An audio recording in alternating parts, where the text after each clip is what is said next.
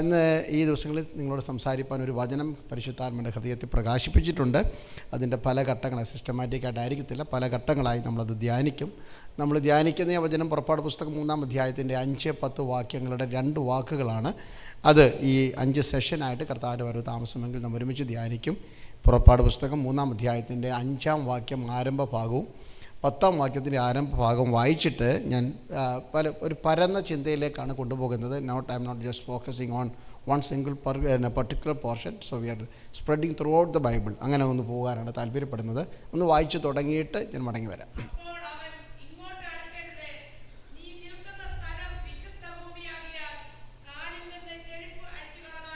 മതി. അപ്പോൾ യഹോവ മോശയോട് ഇങ്ങോട്ട് അടുക്കരുത്. അതാണ് ഒന്നാമത്തെ ചിന്ത. അല്ലല്ല, ദൈവം നിൽക്കാൻ പറഞ്ഞാൽ നാം നിൽക്കണം. Never make a single step before he asks to move forward. മുമ്പോട്ട് പോകുവാൻ ദൈവം പറയാത്തിടത്തോളം കാലം നമ്മുടേതായ ഒരു ചൂട് നാം വെക്കരുത്.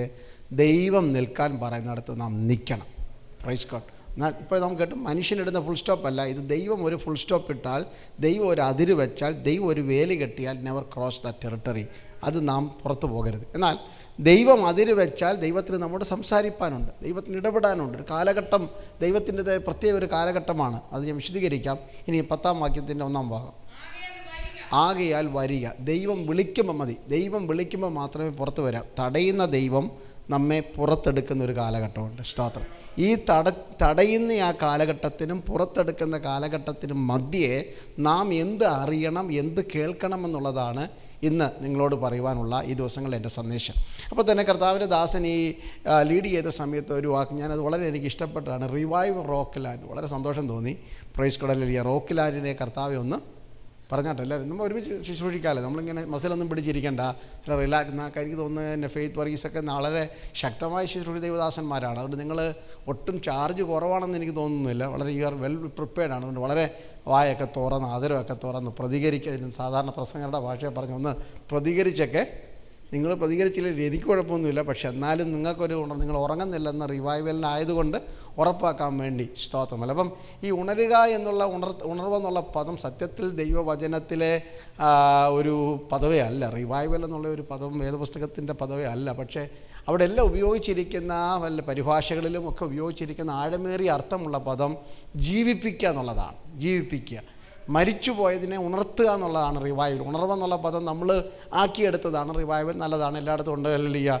എല്ലാ ഞാനിപ്പോൾ പോയപ്പോൾ വെയിൽസിൽ ഞാൻ കഴിഞ്ഞ 2 ആഴ്ച മുമ്പ് ഉണ്ടായിരുന്നു. അവിടെ വെയിൽസിലെ ഉണർവ് നടന്ന അവിടെ ഇവാൻ റോബർട്ട്സിൻ്റെ ആ പള്ളിയിൽ പോയി ഞാനൊന്ന് കയറി. അവിടെ ചെറിയൊരു പള്ളി ഇത്രയേ ഉള്ളൂ. അതിനകത്ത് കയറി ചുമ്മായിരുന്നു ഒന്ന് എല്ലാവരും ഉള്ളോണ്ടൊന്ന് കാണുക. അങ്ങനെയൊക്കെ ഇടയായിത്തീർന്നു. ഉണർവിനൊക്കെ ഓരോ സ്ഥലത്തും ഓരോ കാലഘട്ടത്തിൽ ഉണർവിന് ഓരോ ആസ്ബറി നടന്ന ഉണർവ്. ഞാൻ പോയി അവിടെ പോയി 2 ദിവസം അവിടെ താമസിച്ചായിരുന്നു. കാരണം എന്തായി ഉണർവെന്നൊക്കെ എന്നറിയാൻ വേണ്ടി. ഉണർവിനൊക്കെ നമ്മൾ ഉദ്ദേശിച്ചതിനെക്കാട്ടി അല്ലെങ്കിൽ ഒത്തിരി beyond our comprehension there is much meaning. ഒത്തിരി അർത്ഥങ്ങളുണ്ട്. 3 പ്രധാനത്തിൽ തിരുവചന പ്രകാരമാണ്. വേദപുസ്തകത്തിൽ 85-ാം സംഘത്തിന് 6-ാം വാക്യം. നമ്മുടെ പ്രസംഗ വിഷയം മറന്നു പോകല്ലേ. പുറപ്പാട് 3-ന്റെ 5-ഉം 10-ഉമാണ് നാം ഈ 5 നേരവും ശുശ്രൂഷിക്കുന്നതെങ്കിലും ആരംഭത്തിലേക്ക് നമ്മൾ വരികയാണ്. 85-ാം സങ്കീർത്തനത്തിൻ്റെ 6-ാം വാക്യമാണ്. പ്രസിദ്ധമായ ഒരു പദമുണ്ട്. എന്താണ് അത്? നിങ്ങൾക്കറിയാലോ. നിൻ്റെ ജനം നിന്നിൽ ആനന്ദിക്കേണ്ടതിന് നീ അവരെ will you not revive us again that you people may rejoice in you. നിൻ്റെ ജനം നിന്നിൽ ആനന്ദിക്കേണ്ടതിന് നീ അവരെ വീണ്ടും. അവിടെ തന്നെ അതിനർത്ഥമുണ്ട്. What is exact meaning of revival? That people begin to rejoice in the lord and lord himself itself. ദൈവത്തിൽ ജനം സന്തോഷിക്കുന്നതാണ് ഉണർവെന്ന് പറയുന്നത്. നിൻ്റെ ജനം നിന്നിൽ ആനന്ദിക്കേണ്ടതിന് നീ അവരെ. ദൈവമക്കൾ മറ്റൊന്നിലും ആഘോഷം കൊള്ളാതെ, മറ്റൊന്നിനെയും അല്ലെങ്കിൽ ഒത്തിരി എക്സൈറ്റഡ് ആകാതെ ദൈവത്തിൽ മാത്രം അവരുടെ സന്തോഷം കണ്ടെത്തുന്നതിൻ്റെ അർത്ഥമാണ് revival. Praise God. Not just ആരാധനയ്ക്ക് വരുമ്പോൾ പാട്ടിനകത്ത് മാത്രം സന്തോഷിക്കുകയോ ഒരു പ്രസംഗം കേട്ട് മാത്രമല്ല. In everything, each and everything. അല്ലല്ലേ, നിങ്ങളുടെ ജീവിതയാത്രയിൽ ദൈവത്തിൽ ആനന്ദം കണ്ടെത്തുന്നതിൻ്റെ അർത്ഥമാണ് revival. Are you revived through this 21 fasting prayer or the Sunday service, whenever the ministers are coming and preaching the word of God over here, and at the end result, once you can testify that I am revived, that means I begin to rejoice absolutely in the Lord. ദൈവത്തിൽ തന്നെ ഞാൻ സന്തോഷിക്കാൻ തുടങ്ങി. അപ്പോൾ അവിടെ നമുക്ക് രോഗമൊന്നും പ്രശ്നമൊന്നുമല്ല. അവിടെ നമുക്ക് ക്ലേശം പ്രശ്നമല്ല, ആവശ്യം പ്രശ്നമല്ല. അവിടെ നമുക്ക് ആൾ കൂടെ ഉണ്ടോ ഇല്ലയോ എന്ന് പ്രശ്നമല്ല. ആരൊക്കെ സഹായിച്ചു, ആരൊക്കെ നമ്മുടെ മുഖത്ത് നോക്കി ചിരിച്ചു എന്ന് നമുക്ക് വിഷയമല്ല. I began to rejoice in the Lord. അപ്പോൾ ദൈവത്തിൽ സന്തോഷിക്കുന്നതാണ്. അല്ലെങ്കിൽ പ്രവാസത്തിൽ നിന്ന് മടങ്ങി വന്ന ജനം പറയുകയാണ്, നിൻ്റെ ജനം നിന്നിൽ ആനന്ദിക്കേണ്ടത് നീ അവരെ. അപ്പോൾ നമുക്ക് റിവൈവൽ വേണ്ടത് ദൈവിക സന്തോഷത്തിലേക്ക് മടങ്ങി വരാൻ വേണ്ടിയാണ്. അതിനെക്കുറിച്ച് ക്ലാസ് എടുക്കാൻ ഇപ്പോൾ ഞാൻ പോവുകയല്ല. എന്താണ് ദൈവിക സന്തോഷം? രക്ഷയുടെ സന്തോഷമായിരിക്കാം, വചനത്തിലുള്ള സന്തോഷമായിരിക്കാം, പരിശുദ്ധാത്മാവിൻ്റെ സന്തോഷമായിരിക്കാം, കൂട്ടായ്മയുള്ള സന്തോഷമായിരിക്കാം, മറ്റുള്ളവരുടെ സഹകരി, ഇതെല്ലാം വചനത്തിൻ്റെ വെളിപ്പാടാണ്. ഇത് സംഭവിക്കുന്ന വചനത്താലാണ്. 119 സങ്കീർത്തനത്തിലാണ് ആ പദം ആവർത്തിച്ച് കാണുന്നത്, നിൻ്റെ വചനത്താൽ ഞങ്ങളെ റിവൈവസ് ഹല്ലേലൂയ ജീവിപ്പിക്കണമേ. ഒരു ദൈവവൈതലിന് ഉണർവുണ്ടാകുന്നത് വചനത്താൽ മാത്രമാണ്. ദൈവവചനത്താൽ ഉണ്ടാകുന്ന ഉണർവ് മാത്രമേ നിലനിൽക്കുന്ന, നീണ്ടു നിൽക്കുന്ന, ആരോഗ്യമുള്ള ഉണർവെന്ന് പറയാൻ കഴിയുന്നത്. അപ്പോൾ വചനത്താലാണ് ജീവിപ്പിക്കേണ്ടത്. അപ്പോൾ 3 സംഭവങ്ങൾ അല്ലെങ്കിൽ റിവൈവ്ഡ് എന്നുള്ള ഒരു പദവുമായി ബന്ധപ്പെട്ട 3 പദങ്ങൾ വേദപുസ്തകത്തിലുണ്ട്. അതൊന്ന് സൂചിപ്പിച്ചിട്ട് നമ്മൾ ഈ പ്രസംഗ വിഷയത്തിലേക്ക് മടങ്ങി. എപ്പോഴായിരുന്നു ഭാഷ നിർത്തണ്ടേ? ഞാൻ നിർത്തുമ്പോൾ അല്ലേ? ഓക്കെ, നമുക്ക് ആ പദത്തിലേക്ക് മടങ്ങി വരാം. സ്തോത്രം. കർത്താവിൻ്റെ ദാസൻ അത് ഇവിടെ നിന്ന് പറഞ്ഞതുകൊണ്ടാണ് ഞാൻ ആ ഭാഗം തൊടുന്നത്. അല്ലെങ്കിൽ യാക്കോബിനെ കുറിച്ചൊരു പദം ഇവിടെ ദൈവദാസൻ പറഞ്ഞായിരുന്നു. 3 പ്രായത്തിലുള്ളവർക്ക് ഉണർവുണ്ടാകാം വേദപുസ്തകത്തിൻ്റെ ഭാഷയിൽ. അത് ദൈവദാസൻ അത് പറഞ്ഞുകൊണ്ട് ഞാൻ എടുത്തുനിന്ന് പറയുന്നേ ഉള്ളൂ. ഉൽപ്പത്തി പുസ്തകം 45-ാം അധ്യായത്തിൻ്റെ 25 മുതൽ 28 വാക്യങ്ങളാണ് കർത്താവിൻ്റെ ദാസനോട് പറഞ്ഞത്. യാക്കോബിന് നാവ ചൈതന്യം. 130 വയസ്സുള്ള ഒരാൾക്കുണ്ടാകുന്ന ഉണർവിനെക്കുറിച്ച് അവിടെ പറയുന്നത്. 130 years old, 130 വയസ്സ്, നിരാശയുടെ പടുകുടിയിൽ നിൽക്കുകയാണ്. ദൈവദാസൻ അതെടുത്ത് പറഞ്ഞു. അപ്പോൾ അത് ഞാൻ ആവർത്തിക്കുന്നു. യോസഫില്ല, ഷിമിയോനില്ല. ഇപ്പോൾ ബെന്യാമിനെ കൂടെ കൊണ്ടുപോയി കഴിഞ്ഞാൽ നിങ്ങൾ എന്നെ മക്കളില്ലാത്തവരാക്കി മാറ്റും. എൻ്റെ നര ദുഃഖത്തോടെ പാതാളത്തിൽ പോകും. നിരാശയിലേക്ക് കടന്നു വരുന്ന യാക്കോബിനെ മക്കൾ വന്ന് വിളിച്ചു പറയാം, അപ്പച്ചാ അതൊക്കെ അവിടെ നിൽക്കട്ടെ, പുറത്തോട്ടങ്ങ് ഇറങ്ങി വന്നാട്ടെ.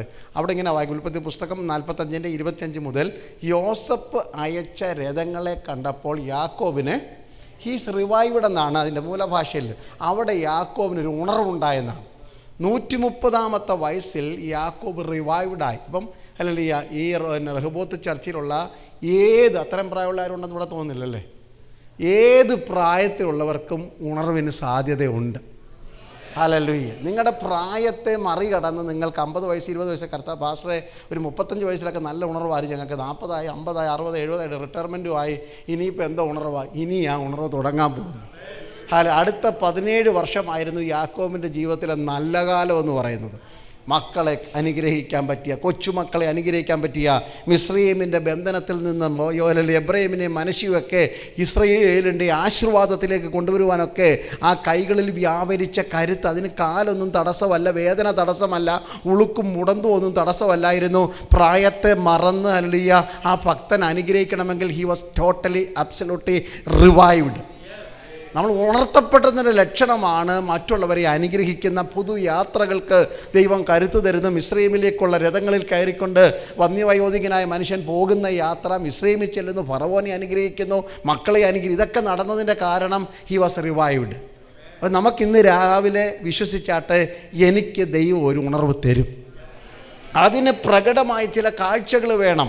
എൻ്റെ കാഴ്ചയിലല്ല യോസഫിൻ്റെ രക്തം പുരണ്ട വസ്ത്രം, അത് തെറ്റിദ്ധാരണയായിരുന്നെങ്കിലും നല്ല ധാരണയായി യാക്കോബ് കൊണ്ട് നടന്ന് കഴിഞ്ഞ ദീർഘവർഷങ്ങളായി, ഏകദേശം 17 വർഷമായി തൻ്റെ തലയിണ കീഴിൽ താൻ കൊണ്ട് നടക്കുന്ന യോസഫിൻ്റെ രക്തം പുരണ്ട വസ്ത്രം മാറി മാറി നോക്കിയിട്ടാണ് നിരാശ കൊണ്ട് താൻ പറയുന്നത്, എനിക്കിനി ഭാവിയില്ലെന്ന്. Praise God. നമ്മുടെ കയ്യിൽ കിട്ടിയിരിക്കുന്ന എന്തെങ്കിലും റിപ്പോർട്ടായിരിക്കാം, അത് മെഡിക്കൽ റിപ്പോർട്ടായിരിക്കാം, ആൾക്കാർ പറഞ്ഞ വാക്കായിരിക്കാം, അല്ലെങ്കിൽ ഒരു എവിഡൻസ് ആയിരിക്കാം, what you are keeping for your self, നിങ്ങൾ തന്നെ കൊണ്ട് നടക്കുന്ന എന്തെങ്കിലും പ്രീ ഒക്യുപ്പൈഡ് കാര്യങ്ങളായിരിക്കാം. ഇത് നോക്കിയാൽ നിങ്ങൾ പറയുന്നത് ഇനി റിവൈവൽ ഇല്ലെന്ന്. Price the Lord. പക്ഷേ അതിനെ മാറ്റിമറിക്കുന്ന മിസ്രയീമിൻ്റെ രഥങ്ങൾ, പ്രൈസ് ദി ലോർഡ്, അവൻ്റെ വീടിൻ്റെ മുമ്പിൽ വന്ന് പാർക്ക് ചെയ്ത് നിൽക്കുമ്പോൾ എല്ലാം കഴിഞ്ഞു എന്ന് പറഞ്ഞ്, എല്ലാം അവസാനിച്ചെന്ന് പറയുമ്പോൾ ഒരു ഓപ്പർച്യൂണിറ്റി ദൈവം ഒരുക്കാൻ പോവുകയാണ്. എത്ര പേരത് വിശ്വസിക്കുന്നു? ഇനി ഒരു യാത്രയില്ലെന്ന് പറയുന്നിടത്ത് ഒരു പുതുവഴി ദൈവം തുറക്കാൻ പോകുക. ഇനി സഞ്ചരിക്കുന്നില്ലെന്ന് പറയുമ്പോൾ അതിനുള്ള വാഹനം ദൈവം മുന്നിൽ കൊണ്ടുതരും. I'm not talking about, ഞാൻ കാറിൻ്റെ കാര്യമല്ല പറഞ്ഞു വരുന്നത്. നിങ്ങളുടെ ശുശ്രൂഷയ്ക്ക് ഒരു വാഹനം ദൈവം തരാൻ പോകുക. നിങ്ങളുടെ കുടുംബജീവിതത്തിന്മേൽ ദൈവത്തിൻ്റെ ഒരു വഴി തുറന്നിട്ട് നിങ്ങൾ മതി എന്ന് പറഞ്ഞെടുത്തൊരു പുത്തൻ തിളക്കമുള്ള രഥങ്ങൾ, അല്ലെങ്കിൽ മിസ്രയീമിലെ ഫറവോൻ്റെ പെൺകുതിരകൾ വലിക്കുന്ന രഥങ്ങൾ, യോസഫ് ജീവനോടിരിക്കുന്നു, അവസാനിച്ചുവെന്ന് പറഞ്ഞതിന് ഇന്നും ആരോഗ്യം ുണ്ടെന്നും കഴിഞ്ഞുവെന്ന് പറഞ്ഞതിന് ഇന്നും ശ്വാസമുണ്ടെന്നും തെളിയിക്കുന്ന ചില വെളിപ്പാടുകളുമായി ദൈവം നിങ്ങളുടെ മുമ്പിലേക്ക് ഇറങ്ങി വരുന്ന ദിവസമാണ്. ഓ റാബ ശതരാധകന. എത്ര പേർക്ക് ആത്മാവിൽ കർത്താവിനെ സ്തുതിക്കാൻ പറ്റും? ഹല്ലേലൂയ. എൻ്റെ പ്രായത്തെ മറന്ന് എനിക്കൊരു പുതുജീവൻ തരുവാൻ, എൻ്റെ ആരോഗ്യത്തെ മറന്ന് ഒരു പുതുജീവൻ തരുവാൻ, എൻ്റെ ക്ഷീണങ്ങളെ മറന്ന് ഇന്ന് പകൽക്കാലം എനിക്കൊരു റിവൈവൽ എൻ്റെ ജീവിതത്തെ കൊണ്ട്. Once you are revived, the whole city of this Rockland is going to be revived. നിങ്ങൾ ഉണർത്തപ്പെട്ടാൽ നിങ്ങളുടെ കുടുംബം ഉണർത്തപ്പെടും. നിങ്ങൾ ചലിക്കാൻ തുടങ്ങിയാൽ ഈ പട്ടണം ചലിക്കാൻ തുടങ്ങും. അത് എത്ര പേർ അത് വിശ്വസിക്കുന്നു? ഹല്ലേലൂയ. സഭയുടെ പേരല്ല വിഷയം, ആൾക്കാരുടെ എണ്ണമല്ല വിഷയം. ഇന്ന് രാവിലെ ഒരിക്കൽ നിങ്ങൾ ഉണർത്തപ്പെട്ടാൽ, നിങ്ങളുടെ മനസ്സൊന്ന് പുഷ്ടിപ്പെട്ടാൽ, നിങ്ങൾ ആത്മാവിലെ വെളിപ്പാടേറ്റെടുത്താൽ, നിങ്ങൾ ആഗ്രഹിക്കുന്ന പോലെ അത് ആ പട്ടണത്തിന് ഉണർവിന് കാരണമായി തീരട്ടെ. ഇപ്പം പ്രായം മറന്ന ദൈവമക്കളെ ഉണർത്തുവാൻ ദൈവത്തിൻ്റെ പദ്ധതിയുണ്ട്. രണ്ടാമതൊരു ഏജ് ഗ്രൂപ്പ് 30s ആണ്. അല്ലല്ലിയ, ദ മിഡ് അല്ലല്ലിയ, യൗവനത്തിൻ്റെ നല്ല പീക്കാണ്. എൻ്റെ ഭാഷ പറഞ്ഞാൽ 40 കഴിഞ്ഞാൽ പിന്നെ പ്രായമായെന്നാണ്. പണമൊന്നുമില്ലല്ലോ, 40 വയസ്സാ വൃദ്ധരായെന്നാണ്. അതുകൊണ്ട് ഞാൻ ആ ഭാഗം വിശദീകരിക്കുന്നില്ല, എൻ്റെ ക്ലാസ്സൊന്നും എടുക്കാൻ പോകല്ല. അപ്പം 30 എന്നൊക്കെ പറയുന്നതാണ് തേഴ്സ്ഫുൾ 30 എന്നൊക്കെ പറയുന്ന ഈ ഒരു നല്ല ഒരു ചുറുചുറുക്കിൻ്റെ പ്രായം. സത്യത്തിൽ ഒരു 28 വയസ്സ് കഴിഞ്ഞ് പക്വത ഉണ്ടാകത്തുള്ളൂ അച്ഛാ, അല്ലേ? എൻ്റെ പ്രായം കഴിയും ഒരു 10-25 വയസ്സ് കഴിയണം മിനിമം. എന്തുകൊണ്ടാണ്? ചിലരൊക്കെ എക്സ്ട്രാ ഓർഡിനറി മച്യൂരിറ്റി ഒക്കെ കാണിക്കും. പക്ഷേ ഒരു 30 വയസ്സ് കഴിയുമ്പോൾ തന്നെ ഒതുങ്ങി തുടങ്ങും. അപ്പം അങ്ങനെ ഒരു കാലഘട്ടത്തിൽ നമുക്ക് എന്തുണ്ടാകണം? റിവൈവൽ ഉണ്ടാകണം. യങ്സ്റ്റേഴ്സിൻ്റെ ഇടയിൽ ഒരു റിവൈവലിന് വേണ്ടി പ്രാർത്ഥിക്കണം. സഭയുടെ പ്രായമുള്ള ആ ഒരു കാറ്റഗറി ഉണ്ട്. അത് നമ്മൾ വായിക്കുന്നത് അല്ലെങ്കിൽ ന്യായാധിപന്മാരുടെ പുസ്തകം 15-ാം അധ്യായത്തിലാണ്. 15-ാം അധ്യായത്തിൻ്റെ 19-ാം വാക്യം വായിക്കുമ്പോൾ അവിടെ റിവൈവൽ എന്നൊരു പദമാണ് അവിടെ ഉപയോഗിച്ചിരിക്കുന്നത്. ന്യായാധിപന്മാർ, ജഡ്ജസ് ചാപ്റ്റർ 15:19 വേണമെന്ന് വായിച്ചു.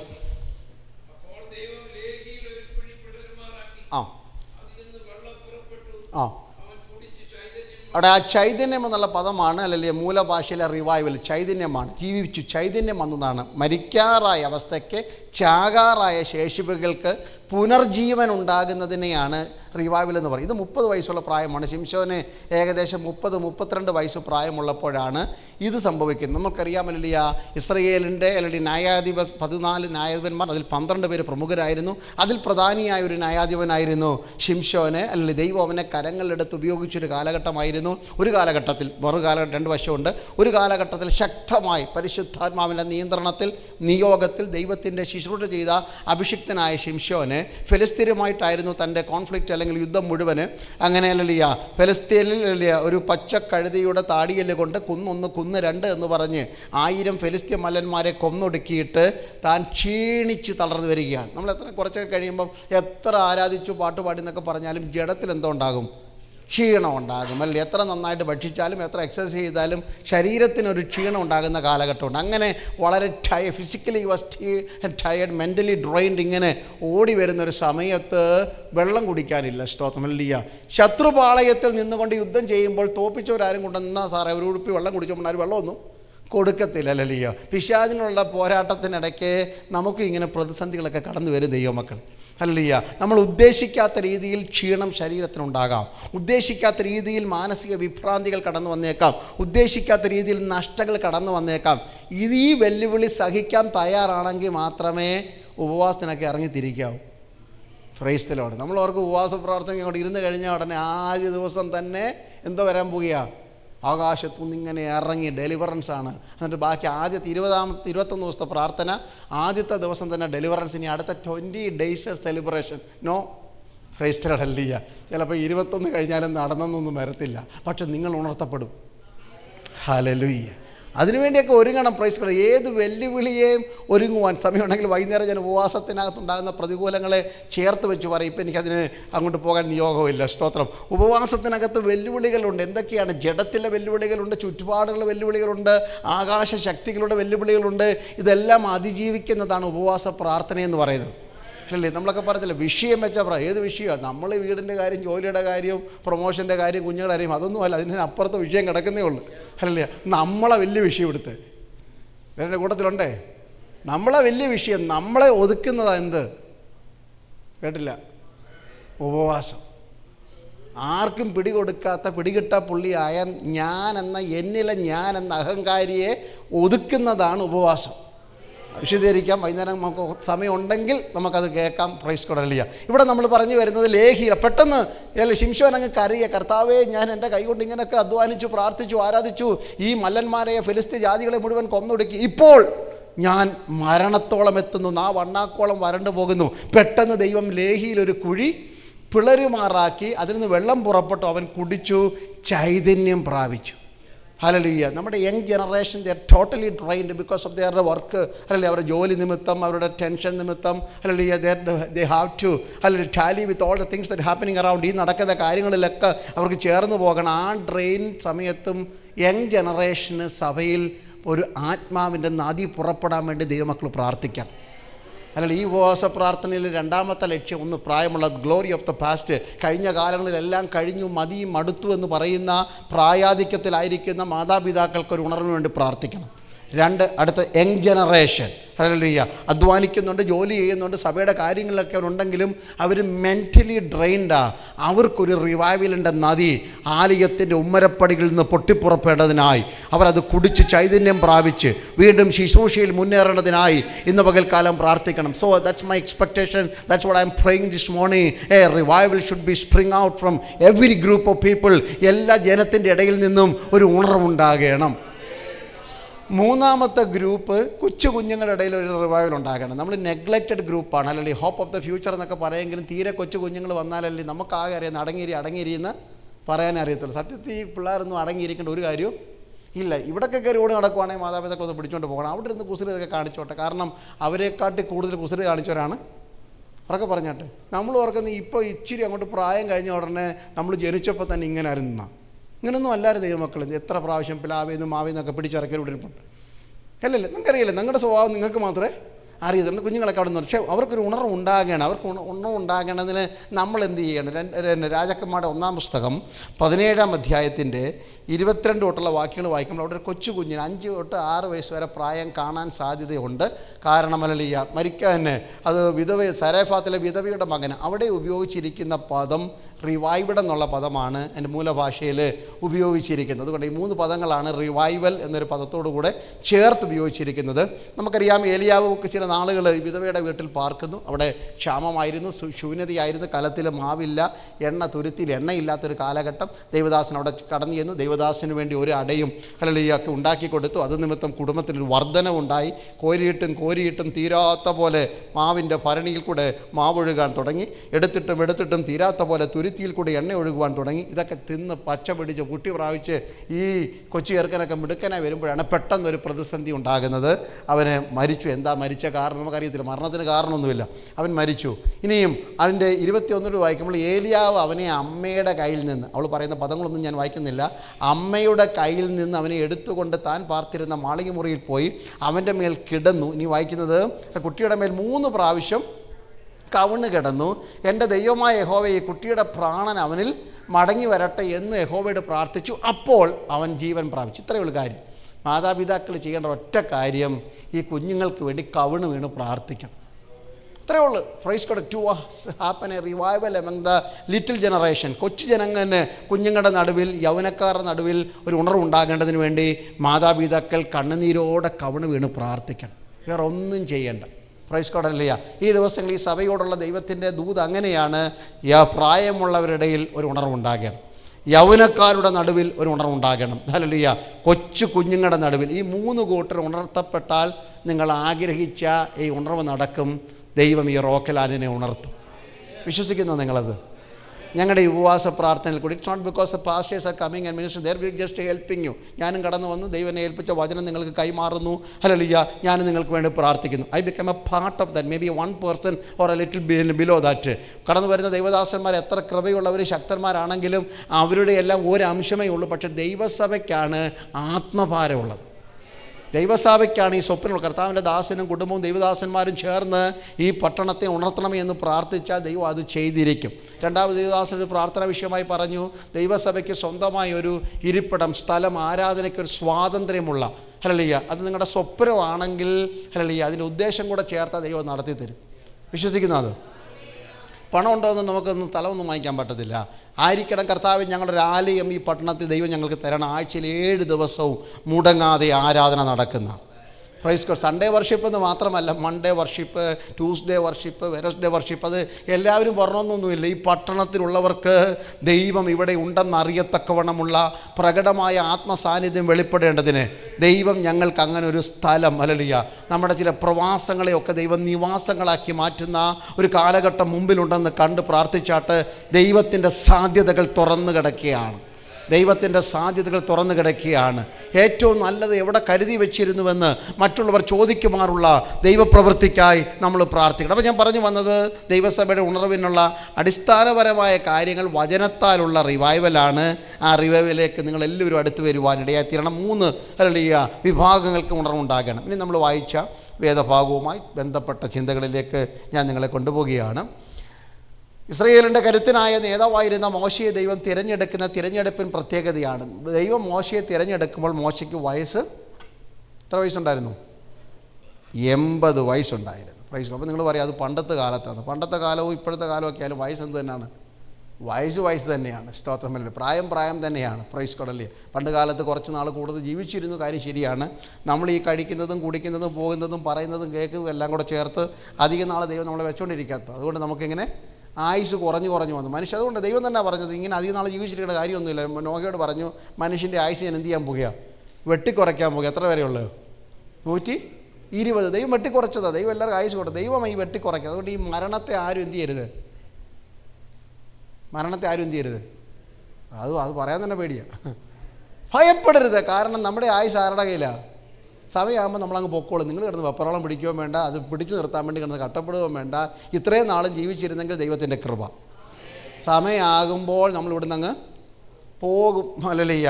ഇനിയും ദൈവത്തിൻ്റെ സമയം അല്ലെങ്കിൽ 18 മീറ്റർ തലയിൽ കൂടെ കയറിയാൽ ഇവിടെ തന്നെ ആണ്. അതുകൊണ്ട് ആ കാര്യത്തിൽ നിങ്ങൾ വിഷമിക്കുകയേ വേണ്ട. ഡോക്ടറുടെ റിപ്പോർട്ടും കണ്ടും അവർ പറഞ്ഞു ഇവർ പറഞ്ഞെന്നും കേട്ട ദൈവത്തിൻ്റെ സമയമാകുമ്പോൾ നമ്മളെല്ലാം എന്ത് ചെയ്യണം? ഈ മണ്ണ് വിട്ട് പോകണം. അതുകൊണ്ട് മരിക്കാൻ വേണ്ടി നിങ്ങൾ ഒരുങ്ങുകയും വേണ്ട, ഹല്ലേലൂയ, ജീവിക്കാൻ വേണ്ടി കിടന്ന് ബന്ധപ്പെടുകയും വേണ്ട. ഇതെല്ലാം സമയമാകുമ്പോൾ ദൈവം നടത്തിക്കൊള്ളും. ഇവിടെ മോശയുടെ 80ാമത്തെ വയസ്സിൽ കിട്ടുന്നൊരു വെളിപ്പാടാണ്. നിങ്ങൾക്ക് സംഭവം ചരിത്രങ്ങളൊക്കെ അറിയാം. ഞാൻ ആ ഭാഗം ഇപ്പോൾ വിശദീകരിക്കുന്നില്ല. നമ്മൾ ആ വചനം പഠിച്ചു പോകുന്നത്, ഇപ്പോൾ മോശ മിദ്യാനിൽ തൻ്റെ അമ്മാവിയപ്പനായ യിത്രോവിൻ്റെ ആടുകളുമായി മേയിച്ച് നടക്കുന്ന ഒരു കാലഘട്ടമാണ്. എനിക്ക് മോശയോട് വലിയ ബഹുമാനമാണ്. യാക്കോബിനെക്കാട്ടിൽ എനിക്ക് ഇഷ്ടം മോശയാണ്. എല്ലാവരും ഇഷ്ടമാണ് അവരവരുടെ. എന്നാലും യാക്കോബ് അമ്മായിപ്പൻ്റെ വീട്ടിൽ ചെന്നപ്പോഴും അവിടെയും ബിസിനസ് എങ്ങനെ വലുതാക്കണമെന്നാണ്. 10 ആടിനെ കിട്ടി അതെങ്ങനെ 100 ആക്കണമെന്നായിരുന്നു പുള്ളിയുടെ സ്വപ്നം. പക്ഷേ ഈ മോശയ്ക്കും എന്തോ കിട്ടി? അമ്മാവിയപ്പൻ്റെ ആടിനെ കിട്ടി. പക്ഷെ വേണമെങ്കിൽ വല്യപ്പനായ യാക്കോബിൻ്റെ ബിസിനസ് ആർക്കും പ്രാക്ടീസ് ചെയ്യായിരുന്നു, മോശയ്ക്കും. പക്ഷേ വിട്ടുപോകാൻ ഒരു മടിയില്ലായിരുന്നു. ദൈവം വിളിച്ചപ്പോൾ മര്യാദയ്ക്ക് നടന്നു വരാൻ പറ്റിയതിൻ്റെ കാരണം, ഹല്ലേലൂയ, ദൈവം ഏൽപ്പിച്ചതും മനുഷ്യരെ ഏൽപ്പിച്ചതിലും വിശ്വസനായിരുന്നുകൊണ്ട്. ഹല്ലേലൂയ. അപ്പോൾ ഈ ആടും മാടും വർദ്ധിപ്പിച്ചത് കൊണ്ടാണ് ആരോടും പറയാതെ പുള്ളി ഓടിപ്പോകേണ്ടിയൊക്കെ യാക്കോബിനെ വന്നത്. ഈ ഒളിച്ചും പാത്തും കാര്യങ്ങൾ ചെയ്യുന്നതിൻ്റെ കാരണം എന്തോ കുരുത്തക്കേട് കയ്യിലുള്ളത് കൊണ്ടാണ്. Price the Lord. നേരെ ചൊവ്വയാണെന്നുണ്ടെങ്കിൽ അമ്മായിപ്പനോടും ഭാര്യയോടും മക്കളോടൊക്കെ പറഞ്ഞ് പോകാം എന്ന് പറയുവാനൊക്കെ. സ്തോത്രം. അത് ഈ മണ്ണ് വിട്ടു പോകുമ്പോഴും അങ്ങനെയൊക്കെ തന്നെ. നേരെ ജീവിച്ചില്ലെങ്കിൽ വലിയ പാടാണ് ഇവിടുന്ന് നേരെ ചൊവ്വേ പോകാൻ വേണ്ടി. അതുകൊണ്ട് ഈ മണ്ണ് ജീവിക്കുമ്പോൾ വിശ്വസ്തരോടെ ജീവിക്കണം. അങ്ങനെ മോശ അമ്മാവിയപ്പനായി യിത്രോവിൻ്റെ ആടുകളെ മേയിച്ചുകൊണ്ട് മിദ്യാനിൽ പാർക്കുന്ന സിപ്പോറയും 2 മക്കളും ഒക്കെ ഉണ്ട്. ഇങ്ങനെ പാർക്കുന്ന കാലഘട്ടത്തിലാണ്, സ്തോത്രം, ഹല്ലേലൂയ, ഒരു ദിവസം 3-ാം അധ്യായത്തിൻ്റെ 1-ാം വാക്യം വായിക്കുന്നു. മോശ അമ്മാവിയപ്പനെ യിത്രോവിൻ്റെ ആടുകളെ മേയിച്ചുകൊണ്ട് മരുഭൂമിയിൽ ദൈവത്തിൻ്റെ പർവ്വതമായ ഹോരേബോളം ചെന്നു. ഇത് പിന്നീട് എഴുതിയ അല്ലെങ്കിൽ ഭാഗമായതുകൊണ്ട് മോശയ്ക്കൊന്നും അറിയത്തൊന്നുമില്ല ഇത് ദൈവത്തിൻ്റെ പർവ്വതമാണെന്നൊക്കെ. പക്ഷെ ഒരു കാര്യം ഓർത്തോണം, നിങ്ങൾ പാർക്കുന്ന ഏത് മരുഭൂമിയിലും ദൈവത്തിൻ്റെ പർവ്വതമുണ്ട്. Price hallelujah. മിസ്രയീം വിട്ട് ഓടി 4 ഹല്ലേലൂയ ദീർഘദൂരം ഓടി യാത്ര ചെയ്ത് ഭയത്തോടെ ഭീതിയോടെ വന്ന് പാർത്ത് 40 സംവത്സരം കഴിഞ്ഞു. മോശ ഇന്നുവരെ അറിഞ്ഞില്ല. അവന് പ്രമാണം ഉള്ളിലുണ്ടായിരിക്കാം, ഹല്ലേലൂയ, അല്ലെങ്കിൽ ദൈവത്തിൻ്റെ പ്രമാണം ഉള്ളിലുണ്ടായിരിക്കാം, കുഞ്ഞുങ്ങളോടും ഭാര്യയോടും സംസാരിക്കുന്നുണ്ടായിരിക്കാം. പക്ഷേ ദൈവസാന്നിധ്യത്തിൻ്റെ തീവ്രത ഞാൻ സഞ്ചരിക്കുന്ന സ്ഥലത്തുണ്ടെന്ന് മോശയ്ക്ക് അറിയത്തില്ലായിരുന്നു. ഇന്ന് രാവിലെ നാം അറിയേണ്ട 1-ാമത്തെ പദമാണ്, നിങ്ങൾ ജോലി ചെയ്യുന്നിടത്ത് ദൈവസാന്നിധ്യമുണ്ട്. ആടിനെ മേയിച്ചു കൊണ്ട് പോകുന്നതും ദൈവത്തിൻ്റെ പർവ്വതത്തിലേക്കാണെന്ന് അറിഞ്ഞോ അറിയാതെയോ നിങ്ങൾ ഗ്രഹിക്കണം. നിങ്ങൾ പഠിക്കുന്ന സ്കൂളിലും കോളേജിലും ജോലി ചെയ്യുന്നിടത്തും സഞ്ചരിക്കുന്ന വാഹനത്തിലും യാത്ര ചെയ്യുന്നിടത്തും സംസാരിക്കുന്നിടത്തും കൂട്ടുകൂടുന്നിടത്തും ഒക്കെ ആരുണ്ട്? ദൈവം ഉണ്ടെന്നറിയണം. നമ്മളത് അറിയാതെ പോകുന്നതാ നമ്മുടെ ജീവിതയാത്രയുടെ ഏറ്റവും വലിയ. നാം വിചാരിക്കുന്നത് ഞായറാഴ്ച സഭായോഗത്തിനിടയ്ക്ക് പാസ്റ്റർ എഴുന്നേറ്റ് നമുക്ക് പ്രാർത്ഥിക്കാം എന്ന് പറയുമ്പോൾ ഒരു ഇൻട്രൊഡക്ഷനായിട്ട് പറയും 2-3 പേര് കൂടുന്നിടത്ത് ആരുണ്ട്? യഹോവ എവിടെ? അതാ നമ്മുടെ വിചാരം. അവിടെ ഉള്ള നല്ല എല്ലായിടത്തും ഉണ്ട് ദൈവമക്കളെ, എല്ലായിടത്തും. ഈ 2-3 പേര് കൂടുന്നിടത്ത് ഞാൻ അവിടെ നടുവിലുണ്ടെന്നൊക്കെ പറയുന്നത് സഭായോഗത്തിൻ്റെ ഉത്സാഹം വരുത്തുന്ന വാക്യമല്ല. അതിൻ്റെ മേളിൽ വായിച്ചാൽ അല്പം കൂടെ വ്യത്യാസമാണ്. സഭയിൽ ഒരുത്തം തെറ്റ് ചെയ്ത് കഴിഞ്ഞാൽ അവനെ എങ്ങനെ കൈകാര്യം ചെയ്യണമെന്ന് യേശു പഠിപ്പിച്ചു. അവനെ അങ്ങനെ കൈകാര്യം ചെയ്യുന്നത് പറഞ്ഞ് വന്നിട്ടാണ് പറഞ്ഞത് 2-3 പേർ കൂടുന്നിടത്ത് ആരുണ്ടെന്ന്. ഇനിയിപ്പോൾ അതിനോട് പറഞ്ഞ് വ്യാഖ്യാനിച്ചു എന്നോട് വഴക്കൊന്നും ഉണ്ടാക്കല്ലേ. അത് യേശു വ്യാഖ്യാനിച്ചു കൊടുക്കുകയാണ്. നിങ്ങളങ്ങനെ പ്രശ്നം തീർക്കാൻ വേണ്ടി വിളിക്കുന്ന 2 പേർ ഒരേ കാര്യത്തിൽ അല്ലെങ്കിൽ പാപം ചെയ്തവനെ മുടക്കാനും അവൻ അനുഭവിക്കുമ്പോൾ അംഗീകരിക്കുവാനും 2-3 പേർ കൂടുന്നിടത്ത് ആരുണ്ട്. അല്ലാതെ എപ്പോഴും എടുത്ത് ഉപയോഗിക്കേണ്ട പദങ്ങളല്ല. ഉപയോഗിച്ചുകൊണ്ട് തെറ്റൊന്നുമില്ല. പക്ഷേ ഇന്ന് രാവിലെ നിങ്ങളുടെ കൂടെ ദൈവം ഉണ്ടെന്ന് ഓർത്തോണം. നിങ്ങൾ പോകുന്നിടത്ത് ദൈവമുണ്ട്. ഉപവാസം എന്ന വാക്കിൻ്റെ അർത്ഥം അത് തന്നെയാണ്. ഹല്ലേലൂയ. നിവസിക്കുക എന്നുള്ളൊരു പദമാണ്. ഉപവസിക്കുക എന്ന് പറഞ്ഞു കഴിഞ്ഞാൽ ഉപമാനം. ഇനി സ്റ്റേജിലൊക്കെ കസേര ഇട്ടിട്ട് നമ്മളൊരു ഇൻട്രൊഡക്ഷൻ പറയും, ഉപവിഷ്ടരായിരിക്കുക എന്നൊക്കെ പറയത്തില്ല. എന്താ ഈ ഇന്ന് സ്റ്റേജിൽ ഒരു ആലങ്കാരിക ഭാഷയല്ല. ഈ സ്വാഗതം പറയുന്ന ആളിൻ്റെ തൊട്ടടുത്ത് ഇരിക്കുന്ന പേരെ ഞാൻ സ്വാഗതം ചെയ്യുന്നു എന്ന് പറയുന്നതിൻ്റെ അർത്ഥമാണ് സ്റ്റേജിൽ വിഷ്ടരായിരിക്കുന്നവർ എന്ന് പറഞ്ഞാൽ. ഉപവാസം എന്ന് പറഞ്ഞാൽ കൂടെ വസിക്കുക എന്നുള്ള അർത്ഥമാണ്. ഉപവാസ പ്രാർത്ഥന എന്ന് പറഞ്ഞാൽ ദൈവത്തിൻ്റെ കൂടെ ഞങ്ങൾ പ്രാർത്ഥിക്കുന്ന ദിവസങ്ങളാണെന്ന് ഓർക്കണം. ഹല്ലേലൂയ. ദൈവത്തിൻ്റെ കൂടെ ആഹാരം വെടിഞ്ഞും അല്ലെങ്കിൽ കഴിച്ചുകൊണ്ട് ആയിക്കൊള്ളട്ടെ. ഉപവസിക്കുക എന്ന് പറഞ്ഞാൽ ഭക്ഷണം വെടിയുക എന്നുള്ള അർത്ഥത്തിൽ മാത്രമല്ല, ഉപവാസം ദൈവത്തിൻ്റെ കൂടെ വസിക്കുകയാണ്, നിവസിക്കുകയാണ്. ക്രിസ്തു എന്നിലും ഞാൻ ക്രിസ്തുവിലും വസിക്കുന്നു എന്നതിൻ്റെ വെളിപ്പാടാണ് ഉപവാസ പ്രാർത്ഥന. അപ്പോൾ ഉപവാസം എന്ന് പറഞ്ഞു കഴിഞ്ഞാൽ തന്നെ ദൈവ സാന്നിധ്യം തിരിച്ചറിയുക എന്നുള്ളതാണ്. പാട്ട് പാടുമ്പോൾ മാത്രമല്ല, throughout your life 24/7 to recognise the undeparting presence of the lord. വിട്ടുമാറാത്ത ദൈവ സാന്നിധ്യം തിരിച്ചറിയുന്നത് ഈ പ്രാർത്ഥനയിലാണ്. നിങ്ങൾക്കത് ഫീൽ ചെയ്യുന്നുണ്ടോ? നമ്മുടെ പ്രാർത്ഥന കേട്ട ചിലപ്പോൾ ഓർക്കുമല്ലിയ 1000 കോടി ഗോളങ്ങളെ താണ്ടി അപ്പുറത്തിരിക്കുന്നൊരു ദൈവവും ഭൂമി കിടന്നുകൊണ്ട് നിലവിളിക്കുന്ന ഞാനുമെന്നല്ല, നിങ്ങളുടെ തൊട്ടു മുമ്പിൽ യേശുവുണ്ട്. എൻ്റെ അപ്പനേക്കാൾ, അമ്മയേക്കാൾ, സഹോദരനേക്കാൾ, പാസ്റ്ററേക്കാൾ, വിശ്വാസികളെക്കാൾ എൻ്റെ അടുത്ത്, സമീപത്ത്, ഏറ്റവും അടുത്ത് ദൈവമുണ്ടെന്നുള്ള വെളിപ്പാടാണ് നമ്മുടെ പ്രാർത്ഥനയെ സമ്പുഷ്ടമാക്കുന്നത്. കാരണം പ്രാർത്ഥിക്കുന്നത് അല്ലെങ്കിൽ ഉയരത്തിലിരിക്കുന്ന ദൈവത്തോടു കൂടെ അല്ല കൂടെ നിൽക്കുക. ദൈവം പറഞ്ഞാൽ ദൂരസ്ഥനായ ദൈവം മാത്രമാണ്. അല്ല, ഞാൻ സമീപസ്ഥനായ ദൈവമല്ലോ. നിങ്ങളുടെ നിലവിളിയിൽ തന്നെ എനിക്ക് അലിവ് തോന്നുന്നതിൻ്റെ കാരണം ഞാൻ നിങ്ങളുടെ ഇടയിലുണ്ടെന്നാണ് പറയുന്നത്. വിളിക്കുമ്പോൾ തന്നെ ഹല്ലേലൂയ ഉത്തരമരുളുന്ന ദൈവം, പ്രാർത്ഥിക്കുമ്പോൾ തന്നെ കേൾക്കുന്ന ദൈവം, ഉയരങ്ങളിലെ ദൈവം ഭൂമിയിൽ നമ്മുടെ കൂടെയുണ്ട്. ആ വാസം, the presence of the Lord is with us. ദൈവം നമ്മുടെ കൂടെയുണ്ട്. ഇമ്മാനുവേ. അല്ല, യേശുവിനെ ഈ ഭൂമിയിലേക്ക് തന്നത്. ഇനി കർത്താവ് ഇവിടുന്ന് പോകുമ്പോൾ എന്താ പറഞ്ഞത്? ഹല്ലേലൂയ, അങ്ങനൊന്നും ഞാൻ നിങ്ങളെ ഒറ്റയ്ക്കൊന്നും വിട്ടിട്ട് ഇവിടുന്ന് പോകത്തൊന്നുമില്ല. 3.5 വർഷം കൂടെ താമസിച്ചിട്ട് ഓഫറൊക്കെ തന്നിട്ട് ഇനി നിങ്ങൾ ഇവിടെ നിലവിളിക്കേണ്ട, നിങ്ങളുടെ കൂടെ വസിക്കുവാൻ ഞാനും പിതാവും നിങ്ങളുടെ കൂടെ വസിക്കുന്ന പോലെ നിങ്ങളുടെ കൂടെ വസിപ്പാൻ കാര്യസ്ഥനായ പരിശുദ്ധാത്മാവിനെ ഞാൻ നിങ്ങൾക്ക് തരുന്നു. അവൻ വന്ന് നിങ്ങളുടെ കൂടെ വസിക്കും. ഹല്ലേലൂയ. വിട്ടുമാറാത്ത ദൈവ സാന്നിധ്യം ദൈവസഭ, ദൈവമക്കൾ അനുഭവിക്കുന്നത് പരിശുദ്ധാത്മാവിൻ്റെ സാന്നിധ്യം കൂടെ ഉള്ളത് കൊണ്ടാണ്. അന്യഭാഷ പറഞ്ഞുകൊണ്ട് സന്തോഷിക്കുക മാത്രമല്ല, ദൈവ സാന്നിധ്യം നാം അനുഭവിക്കുന്നത്, ആസ്വദിക്കുന്നത് പരിശുദ്ധാത്മാവിൻ്റെ മന്ദിരമാണ്. എനിക്കതങ്ങോട്ട് ഉൾക്കൊള്ളാൻ കഴിയുന്നില്ല കർത്താവേ. പരിശുദ്ധാത്മാവിൻ്റെ മന്ദിരമാണ്. ഹല്ലേലൂയ. അലങ്കാരപ്പെട്ട കെട്ടിപ്പൊക്കിയ മണിമന്ദിരങ്ങൾക്കപ്പുറത്ത് എൻ്റെ ഉള്ളിൽ വാസം ചെയ്യുവാൻ ദൈവം തീരുമാനിച്ചു എന്ന വെളിപ്പാട് അകത്ത് കയറുമ്പോൾ എൻ്റെ അകത്ത് വസിക്കുന്നവനെ ആത്മാവിൽ ആരാധിപ്പാൻ, അകക്കണ്ണ് കൊണ്ടുകൊണ്ട് ആരാധിപ്പാൻ ദൈവം തന്നിരിക്കുന്ന കൃപകൾക്കായി ഇന്ന് രാവിലെ നമുക്ക് നന്ദിയോടെ കർത്താവിന് സ്തോത്രം ചെയ്യാം.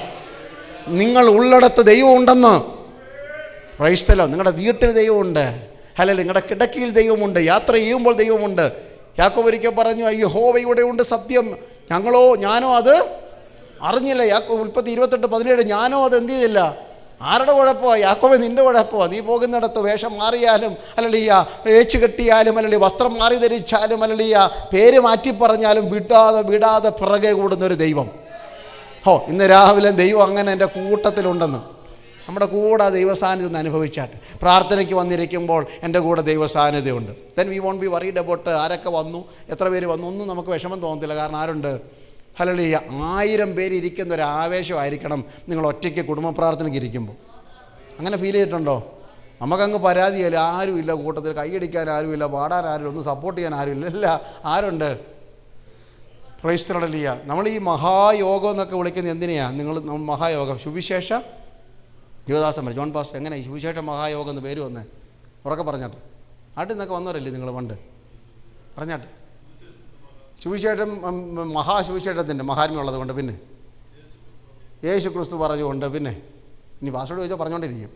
അതുകൊണ്ട് നിങ്ങളോട് പറഞ്ഞിട്ട് എന്തോ ഈ മഹായോഗം, നമ്മുടെ വിചാരം എന്ന് പറഞ്ഞാൽ 10,000 പേര് കൂടുമ്പോൾ ഈ മഹായോഗത്തിൻ്റെ അധ്യക്ഷനായിരിക്കാൻ എനിക്ക് ലഭിച്ച ഭാഗ്യത്തിനായി സ്തോത്രം എന്നൊക്കെ പറഞ്ഞിട്ട് കേട്ടിട്ടുണ്ട് അല്ലേ?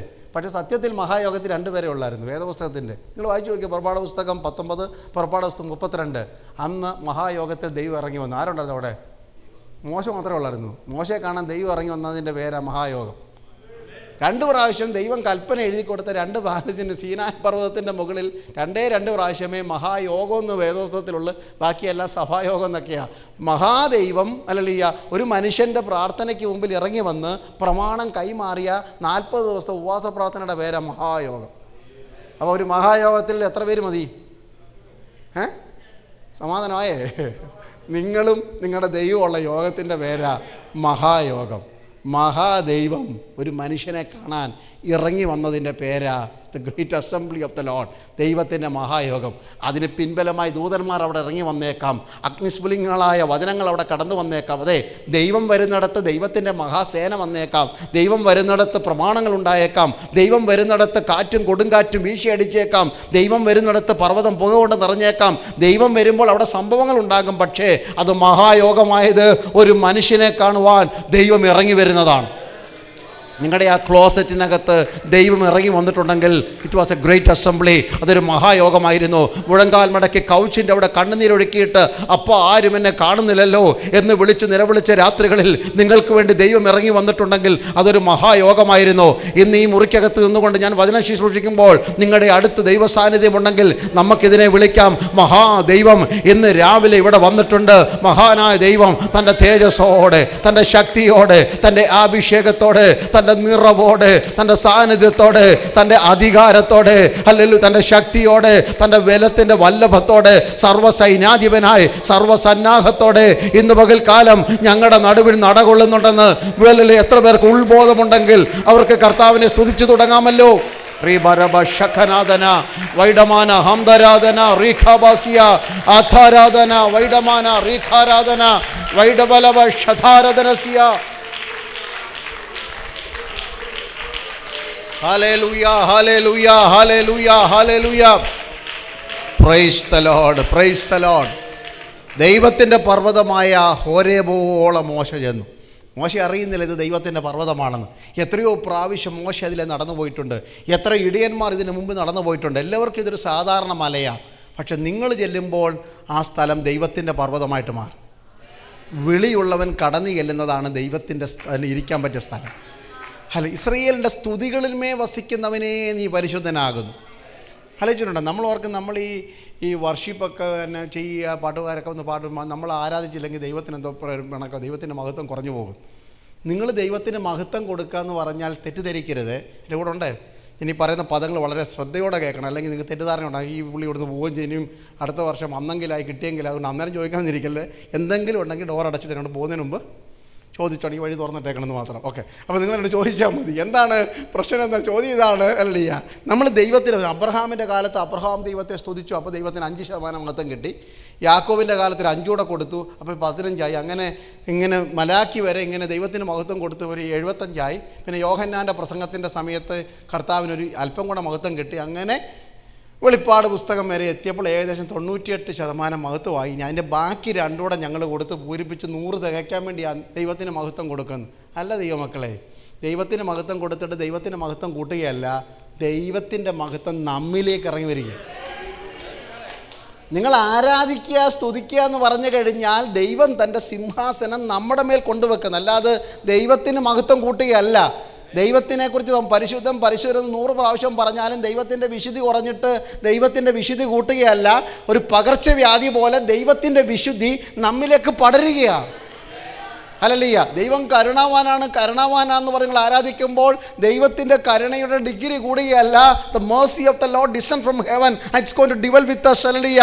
ദൈവത്തിൻ്റെ കരുണ സ്വർഗ്ഗത്തിൽ നിന്ന് ഇറങ്ങി വന്നിട്ട് നമ്മളെ കരുണയുള്ളവരാക്കി മാറ്റുകയാണ്. അതുകൊണ്ട് ഈ ആരാധിക്കുക എന്ന് പറഞ്ഞു കഴിഞ്ഞാൽ ദൈവത്തിന് എന്തോ പ്രത്യേകത ഉണ്ടാകുകയല്ല, ദൈവത്തിൻ്റെ പ്രത്യേകത നമ്മിലേക്ക് കൊണ്ടുവരുന്ന എന്ന് പറഞ്ഞാൽ, ഇസ്രായേലിൻ്റെ സ്തുതികളിൽ വസിക്കുന്നവനേ നീ പരിശുദ്ധനാകുന്നു. ഒരു ദൈവ പൈതൽ ഹൃദയം കൊണ്ട് ദൈവത്തിന് നന്ദി പറയുമ്പോൾ സ്വർഗസിംഹാസനം വിട്ട് ദൈവം അവിടെ വന്ന് വാസം ചെയ്യുന്നു. അതുകൊണ്ടാണ് we need to create an atmosphere. നമ്മളങ്ങനെ ഒരു അന്തരീക്ഷം, ഇത് ആർട്ടിഫിഷ്യൽ ഉണ്ടാക്കുന്നതല്ല. ജോബിൻ പാട്ട് പാടിയതുകൊണ്ട്, കീബോർഡ് നന്നായുണ്ടോ, പാസ്റ്റർ ഷിബു തോമസ് പ്രസംഗിക്കുന്നുണ്ടോ, പാസ്റ്റർ ഗോഡ്സൺ ശുശ്രൂഷിക്കുന്നതുകൊണ്ടോ ഉണ്ടാകുന്നതല്ല. ഈ അന്തരീക്ഷം ദൈവമക്കൾ ദൈവത്തിന് മഹത്വം കൊടുക്കുമ്പോൾ ദൈവത്തിന് പ്രസാദമായി. ഇവിടെ പാട്ട് പാടിയപ്പോൾ ദിവാസം ഓർപ്പിച്ചല്ലോ, കായീനിലും അവൻ്റെ വഴിപാടിലും ദൈവം എന്ത് ചെയ്തില്ല, ഹാവേലിലും അവൻ്റെ. ഇത് ഈ ആടും പച്ചക്കറിയും തമ്മിലുള്ള വ്യത്യാസമൊന്നുമില്ല. നമ്മൾ വിചാരിക്കും പുള്ളി പച്ചക്കറി കൊണ്ടുണ്ട്, അങ്ങനെ പ്രമാണമില്ലാത്ത കാലഘട്ടത്തിൽ എഴുതി കൊടുത്ത പ്രമാണമൊന്നുമില്ല. അപ്പനും അമ്മയും ആകെ ചെയ്ത കണ്ടോ പഠിച്ചതായിരിക്കാം. പക്ഷേ അതിനകത്ത് കാച്ചിലും ചേനയും കൊടുത്തത് കൊണ്ടോ ആടിനെ അറുത്തത് കൊണ്ടോ അല്ല, ഹാവേലിലും വഴിപാടിലും ദൈവം പ്രസാദിച്ചത് ഹൃദയത്തിൻ്റെ ആറ്റിറ്റ്യൂഡിലായിരുന്നു. Price hallelujah. കായീൻ്റെ വഴിപാട് ദൈവം പ്രസാദിക്കാത്തതിൻ്റെ കാരണം ദൈവം പറഞ്ഞു, പാപം നിൻ്റെ വാതിൽക്കൽ കിടപ്പുണ്ട്, നീ അതിനെ എന്ത് ചെയ്യണം, കീഴ്പ്പെടുത്തണം. ആ വാതിലിൽ പാപം വാതിൽക്കൽ വാവിളർന്ന് കിടക്കുമ്പോൾ അതിനെ കീഴ്പ്പെടുത്താതെ പാപവും വെച്ചുകൊണ്ട് കൊട്ടയിൽ നീ എന്ത് ചുമന്നാലും ഞാൻ അതിനകത്ത് പ്രസാദിക്കത്തില്ല. ഹല്ലേലൂയ. അതാണ് നിഷ്കളങ്ക ഹൃദയത്തോടെ വേണം ദൈവത്തെ ആരാധിക്കുവാൻ, പരമാർത്ഥ ഹൃദയത്തോടെ വേണം ദൈവത്തെ ആരാധിക്കുവാൻ. ഹല്ലേലൂയ. ശുദ്ധ മനസാക്ഷിയോടെ വേണം ദൈവത്തെ ആരാധിക്കുവാൻ. ചതിവും വക്രതയും വഞ്ചനയും അല്ലെങ്കിൽ അസൂയയും പകയും പിണക്കവും ജാരശങ്കവും കോപവും ഒക്കെ വെച്ചുകൊണ്ട് കൊടുക്കുന്ന സ്തോത്രവും വഴിപാടും സ്തുതിയും ഒന്നും അങ്ങോട്ട് പോകത്തില്ല, മേളോട്ട് പോകത്തില്ല. ഇത് ഇവിടെയൊക്കെ തന്നെ കറങ്ങി കാണും. അല്ലെങ്കിൽ വീട്ടിൽ പോകുമ്പോൾ നമ്മുടെ കൂടെ വരും. അതുകൊണ്ട് ഇന്ന് രാവിലെ നമ്മൾ പറഞ്ഞു വരുന്നത്, ഞാൻ കാട് കയറി പോവുകയല്ല, വിഷയത്തിൽ കൊണ്ടിരിക്കുക, ദൈവത്തിൻ്റെ പർവ്വതമായ ഹോരേബ്. ഹല്ലേലൂയ. ഞാൻ നടന്നു പോകുന്ന വഴിയിൽ എന്നെക്കുറിച്ച് ദൈവത്തിന് ഉദ്ദേശമുണ്ടെങ്കിൽ ദൈവത്തിൻ്റെ സാന്നിധ്യം, സഞ്ചരിക്കുന്ന സാന്നിധ്യമാണ് ഈ പറഞ്ഞു വന്നത്. Price hallelujah. കർത്താവ് നാളെ രാവിലെ എഴുന്നേറ്റ് ജോലിക്ക് പോകണമല്ലോ, അതെ പൊക്കോ, ദൈവസാന്നിധ്യം കൂടെ ഉണ്ട്. ഹല്ലേലൂയ. ഞങ്ങൾക്ക് സ്കൂളിൽ കോളേജിൽ പോകണമല്ലോ, ദൈവസാന്നിധ്യം കൂടെ ഉണ്ട്. അല്ല, എവിടെ നിങ്ങൾ പോകുന്നോ ദൈവ സാന്നിധ്യം നിങ്ങൾക്ക് വേണ്ടി സഞ്ചരിക്കുന്ന സാന്നിധ്യമാണ്. അതുപോലെ തന്നെയാണ് ദൈവസഭയും സഞ്ചരിക്കുന്നതായിരിക്കണം. Praise God. Church is a moving organism എന്നാണ് പറയുന്നത്. എപ്പോഴും ഞാൻ പറയാറുണ്ട്, സഭയാണ് സഞ്ചരിക്കുന്നത്, പിശാചല്ല. നമ്മുടെ വിചാരം എവിടെ ഞാൻ പോയിരുന്നാൽ ആരും വന്ന് കയറുകയാണ്. പറഞ്ഞാട്ടെ, നിങ്ങളോട് ചേർന്ന് പറഞ്ഞാലേ എനിക്ക് പ്രസംഗിക്കാൻ പറ്റത്തുള്ളൂ. കാരണം എനിക്കില്ലാത്ത പോയിന്റ് നിങ്ങളെന്നാ കേൾക്കുന്നത്. അതുകൊണ്ടാണ് ചോദിച്ചു. ഉറങ്ങുവാണോ? നമ്മൾ വിചാരിക്കുന്നത് എവിടെ ചെന്നാലും ഈ വയ്യാവലി എൻ്റെ പുറകെ ഉണ്ടല്ലോ എന്നില്ല. പിശാച് ഒരിടത്തും അടങ്ങിയിരിക്കുകയാണ്. ഞാൻ തെളിയിക്കാം. യേശു പറഞ്ഞു, അല്ലെങ്കിൽ ഫിലിപ്പിൻ്റെ കൈസരി എന്നുകൊണ്ട് യേശു എന്താ പ്രസംഗിച്ചത്? ഉറക്കെ പറഞ്ഞാട്ടെ, ഞാനെൻ്റെ സഭയെ പണിയും. ഹല്ലേലൂയ. പാതാള ഗോപുരങ്ങൾ അതിനെ ജയിക്കുകയില്ല. അപ്പോൾ നമ്മുടെ വിചാരം ഞാനൊരു സ്ഥലത്തോട്ട് ചെന്നു, അല്ലെങ്കിൽ അവിടെ വന്ന് പിശാച് എല്ലാം കൂടെ വന്ന് ഞങ്ങളുടെ ഒരു ഇല്ലല്ല, ദൈവസഭയാണ്. കാരണം ഈ ഗോപുരം ചലിക്കുന്ന സാധനമല്ല. അങ്ങനെ ചലിക്കുകയാണെങ്കിൽ പിന്നെ എന്തുവാ? ഗോപുരം, ടവർ എന്നൊക്കെ പറഞ്ഞ ഒരു സ്ഥലത്തെ ഡൊമിനേറ്റിംഗ് ടെറിട്ടോറിയൽ പവറാണ്. റോക്ക്ലാൻഡിന് വേണ്ടി, ന്യൂയോർക്കിന് വേണ്ടി, ഈ കൗണ്ടിക്ക് വേണ്ടിയൊക്കെ ഒരു ഡൊമിനേറ്റിംഗ് ടെറിട്ടോറിയൽ പാതാളത്തിൻ്റെ gates of the Hades, tower of the Hades സ്ഥാപിച്ചിട്ടുണ്ട്. ദൈവസഭ അടങ്ങിയിരിക്കുന്നതല്ല, മൂവിങ് ഓർഗാനിസമാണ്. ഈ സഭയുടെ ജോലിയാണ് ഓരോ സ്ഥലത്തെയും പാതാള ഗോപുരങ്ങളെ ജയിച്ച് പോകേണ്ടത്. അപ്പോൾ ഇങ്ങോട്ട് വന്ന് തോപ്പിക്കുകയല്ല, അങ്ങോട്ട് എന്ന് കീഴ്പ്പെടുത്തുന്നതാ ദൈവസഭയുടെ ദൗത്യം. സഞ്ചരിക്കുന്ന ദൈവസഭയാണ്, മൂവിങ് ഓർഗാനിസമാണ്. ഞാൻ പറയുന്നത് ഇരിക്കുന്ന കെട്ടിടവും ആരാധിക്കുന്ന സ്ഥലത്തിൻ്റെ കാര്യമല്ല പറയുന്നത്. ചർച്ച് എന്ന കോൺസെപ്റ്റ് ഒരു വ്യക്തിയാണെങ്കിലും ഒരു സമൂഹമാണെങ്കിലും വിളിച്ചു വേർതിരിക്കപ്പെട്ട വിശുദ്ധന്മാരുടെ കൂട്ടം അവർ കാൽ ചവിട്ടുന്ന ദേശം അവകാശമാക്കിയാണ്.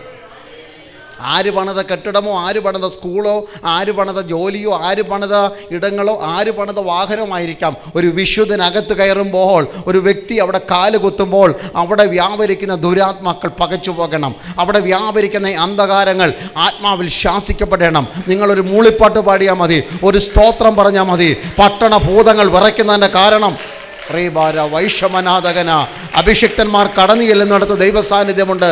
അഭിഷിക്തന്മാർ കടന്നു ചെല്ലുന്നിടം, അല്ല, വിളിയുള്ളവൻ കടന്നു ചെല്ലുന്നിടം ദൈവത്തിൻ്റെ പർവ്വതമായ ഹോരേബായി മാറട്ടെ. ഇത് ദൈവത്തിൻ്റെ ആകർഷണമാണ്. നിങ്ങളെ ഒരു സ്ഥലത്ത് ദൈവം കൊണ്ടെത്തിക്കുന്നത് ഗോഡ് ഈസ് അട്രാക്റ്റിംഗ്. മോശയ്ക്ക് അന്ന് രാവിലെ വേറെ ഡിസിഷൻ എടുക്കാമായിരുന്നു അങ്ങോട്ട് പോകുവാൻ. ഇന്ന് രാവിലെ you chose to be in this sanctuary to be with fasting and prayer. അല്ലെങ്കിൽ ഇന്ന് രാവിലെ ഇവിടെ വരുവാൻ നിങ്ങളെടുത്ത തീരുമാനം ദൈവത്തിൻ്റെ ഉൾപ്രേരണയാലാണ്. ദൈവത്തിൻ്റെ നിയോഗങ്ങൾ തിരിച്ചറിയണം കേട്ടോ. ഇന്ന് രാവിലെ സ്തോത്രമല്ലിയെ വെറുതെ ഒന്നുമില്ല. ആക്സിഡൻ്റിൽ നിങ്ങളിനി രാവിലെ 8 മണിക്ക് പോകണമെന്ന് പറഞ്ഞാൽ ഒരുങ്ങിയാൽ പോലും ചിലപ്പോൾ വരാൻ പറ്റിയെന്ന് വരത്തില്ല. 8:30 ഒരു ഫോൺ കോൾ വരും, എങ്ങോട്ടെങ്കിലും നിങ്ങളെ കറക്കിക്കൊണ്ട് പോയിരിക്കും. ഉച്ചയാകുമ്പോഴേ അറിയുന്നത് വെറുതെ ഇന്നത്തെ ദിവസം കളഞ്ഞു കുളിച്ചെന്ന്. പക്ഷേ ഇന്ന് രാവിലെ നിങ്ങൾക്ക് വരാൻ പറ്റിയെങ്കിൽ ഇതിനും ഒരു ദൈവത്തിൻ്റെ ഉദ്ദേശമുണ്ട്. അതുകൊണ്ട് വരാത്തവരെ ഞാൻ കുറ്റം പറഞ്ഞതല്ല, അവർക്ക് ജോലിയുടെ കാര്യങ്ങളൊക്കെ ഉണ്ടല്ലോ. ഞാൻ പറഞ്ഞത് ദൈവം ഒരാളെ ഒരു സ്ഥലത്ത് ഒറ്റയ്ക്കൊക്കെയാണ് ദൈവം കൊണ്ടുവരുന്നത്. ഈ മോശയെ കൊണ്ടുവരുമ്പോൾ വേണമെങ്കിൽ ഇസ്രായേൽ മക്കളെ മുഴുവൻ ദൈവത്തിന് ഹോരേബിനോടെ വിളിക്കാമായിരുന്നു, അല്ലേ? അഹരോനെ വിളിക്കാമായിരുന്നു, ഹൂരിനെ വിളിക്കാമായിരുന്നു, കോരഹിനെ വിളിക്കാമായിരുന്നു. അവിടെ ഇസ്രായേൽ പ്രമാണിമാർ അല്ലെങ്കിൽ അന്നത്തെ കാലത്തുണ്ടായിരുന്ന സകലരെയും വിളിക്കാമായിരുന്നു. എന്തിനേറെ പറയുന്നു, ഫറവോനെ വിളിച്ച് ശാസിക്കാമായിരുന്നല്ലോ. പക്ഷേ ദൈവത്തിന് ഒരാളിൽ പ്രസാദം തോന്നിയാൽ ദൈവം ഇരിക്കുന്ന സ്ഥലത്തും കൊണ്ടുവരും, നിങ്ങൾ ഇരിക്കുന്ന സ്ഥലത്ത് ദൈവം വരികയും ചെയ്യും. ഇത് രണ്ടും മറന്നു പോകല്ലേ. ഹല്ലേലൂയ.